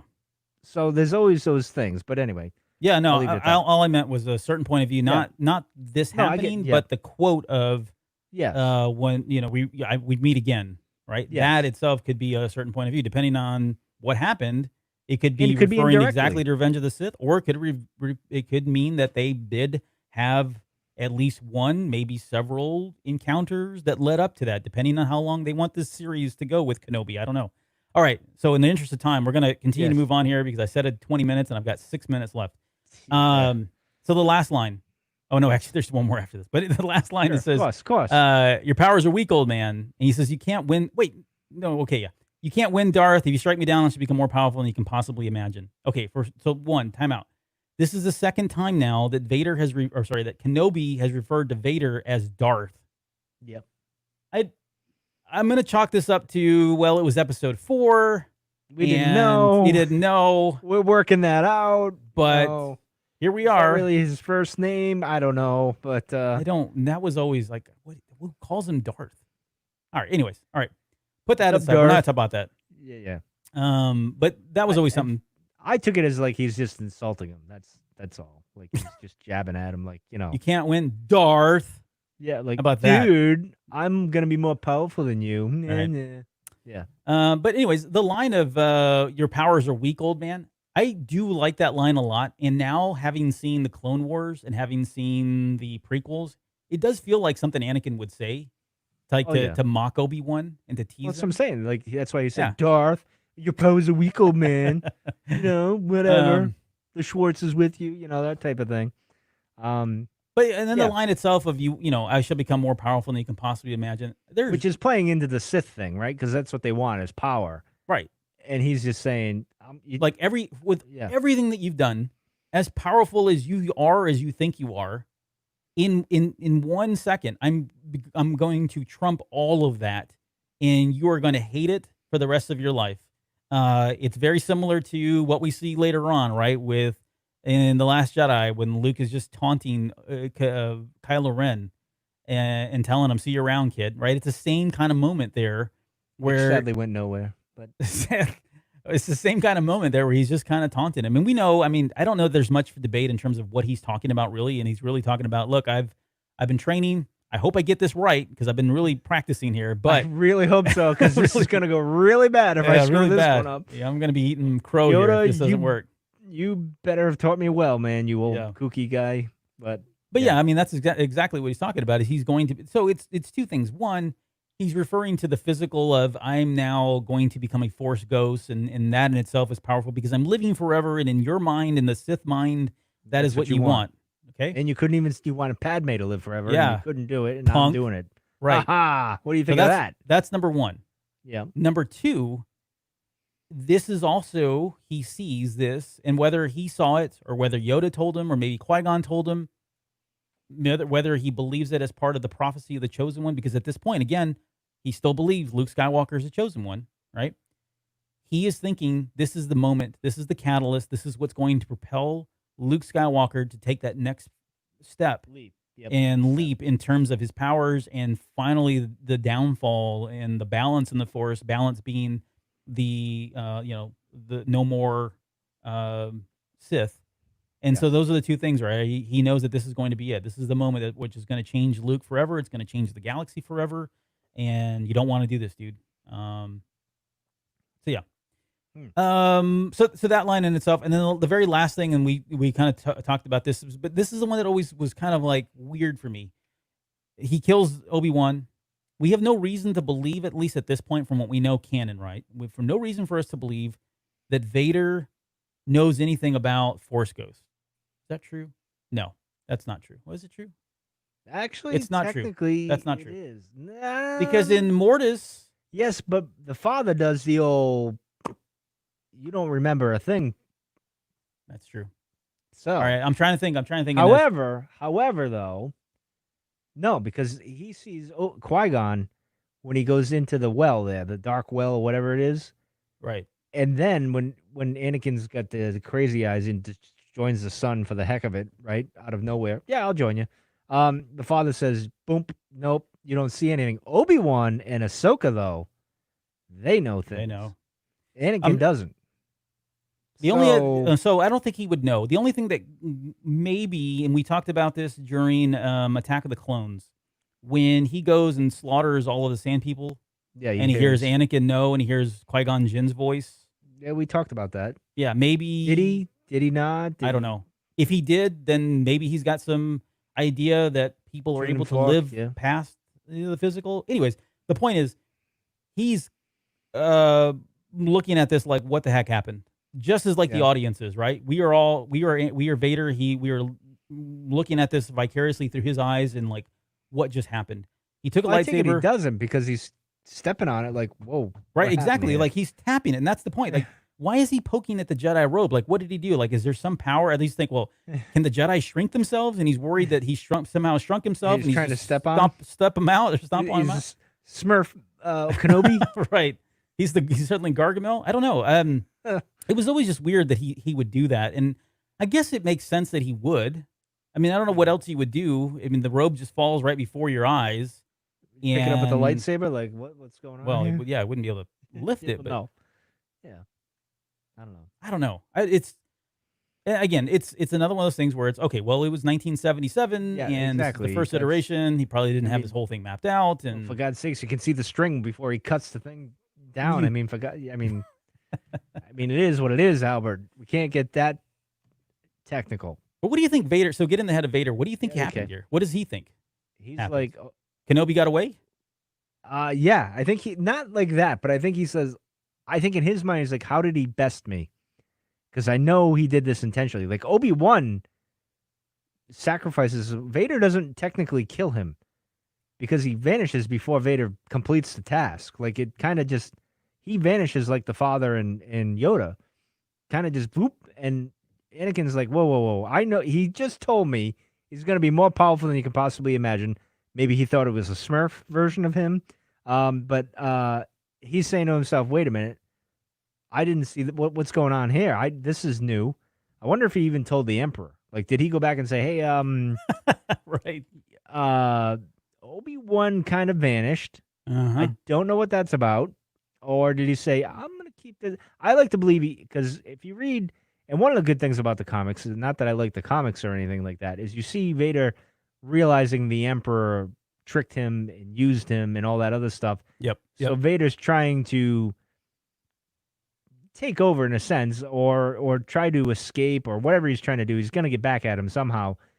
And he's starting to keep some things to himself. And I think this is one of those moments where it happens and Yes. he's just not going to tell the Emperor. He's just going to say, yeah, I killed him, especially considering what happens with the Death Star. And he goes flying off in his little TIE fighter and he's like, oh, I'm going to get heat for this.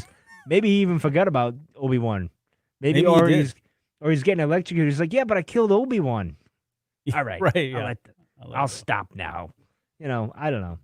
But Well, anyway. I would say, I guess, so I think about that more than I used to. I think, and prior to this, I would say I just saw it as him thinking Obi-Wan got away, and it didn't necessarily kill him because, and where I look to is Empire Strikes Back.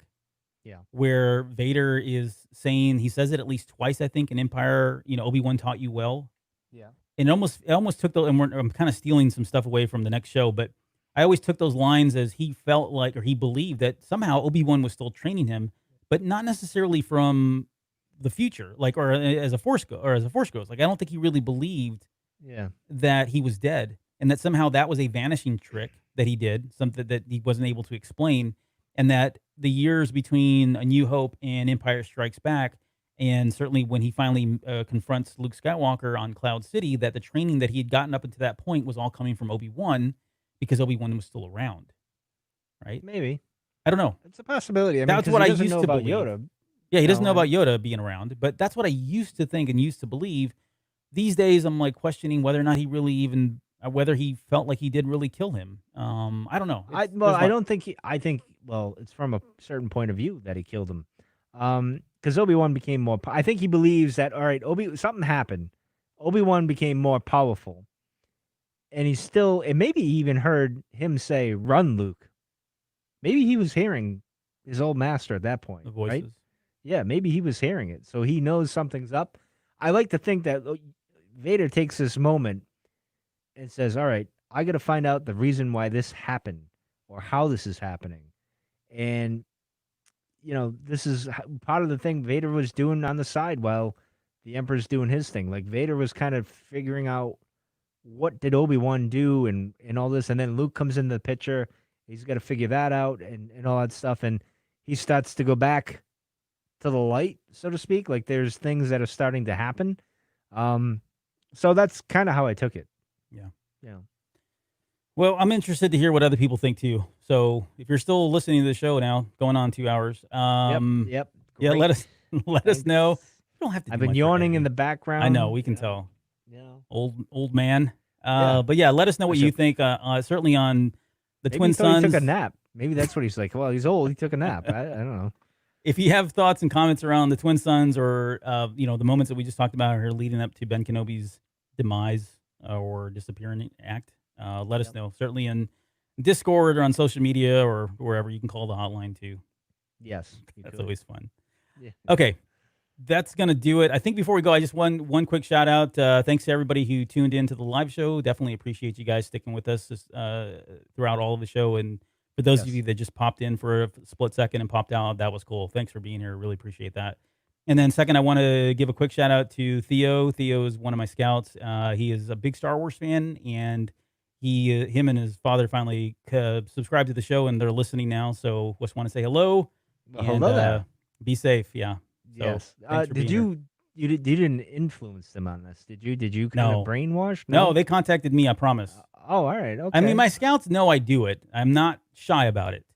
But and I think there's several of them that listen to it. Families now listen to it as well. But no, they reached out like, hey, heard you do a podcast. Is that right? Yeah, sure. Here you go. Here's a link to it. Hopefully you guys are tuned in or listening. So. Oh, all right. Okay. Well, I guess that's gonna do it. Thanks to my brother who's been here the whole time. He says, I've heard the same debate my whole life. I'm done. Yeah, well, I can't blame him. Well, I mean, he gets all the he's had what is it? I think there's 6 years that separate us. So he's had to listen to my Star Wars rants for years. well, Years now and I years. get to listen to them. Now It's you- lovely. It's now you get lovely. to. It's a pleasure. Although I have my own rants as well. Yeah. The paint scheme with Boba Fett. But anyway, we should probably end the show now, Albert. 'cause Fine, we'll end the show. Hopefully next week. No, I'm not gonna Hopefully. say. I'm not gonna say he's not Hope- gonna be here. We are doing a hopefully. show next week. So next week we'll Well, be back. yeah, we'll be here. Yeah, Unfortunately, that's a I'll warning. be here. That's a warning. But we'll be here for episode 330 and celebrating. That's crazy. That's amazing. I gotta 330 be shows. honest. That's But amazing. we'll be here for Empire Strikes Back. And given it's the 40th anniversary, I would expect it's going to be about an hour and a half, maybe 2 hours again, but we'll see. No, he's gonna go 4 hours. Is what he's gonna try to do. That's what he's looking. 4 for 40. 4 for 40. Oh no! All right, I'm hitting the button now. All right, hit the button. We'll see you guys next week. Yeah, we're getting out of here. I hope that's the right one. Oh, jeez. There we go. We're good.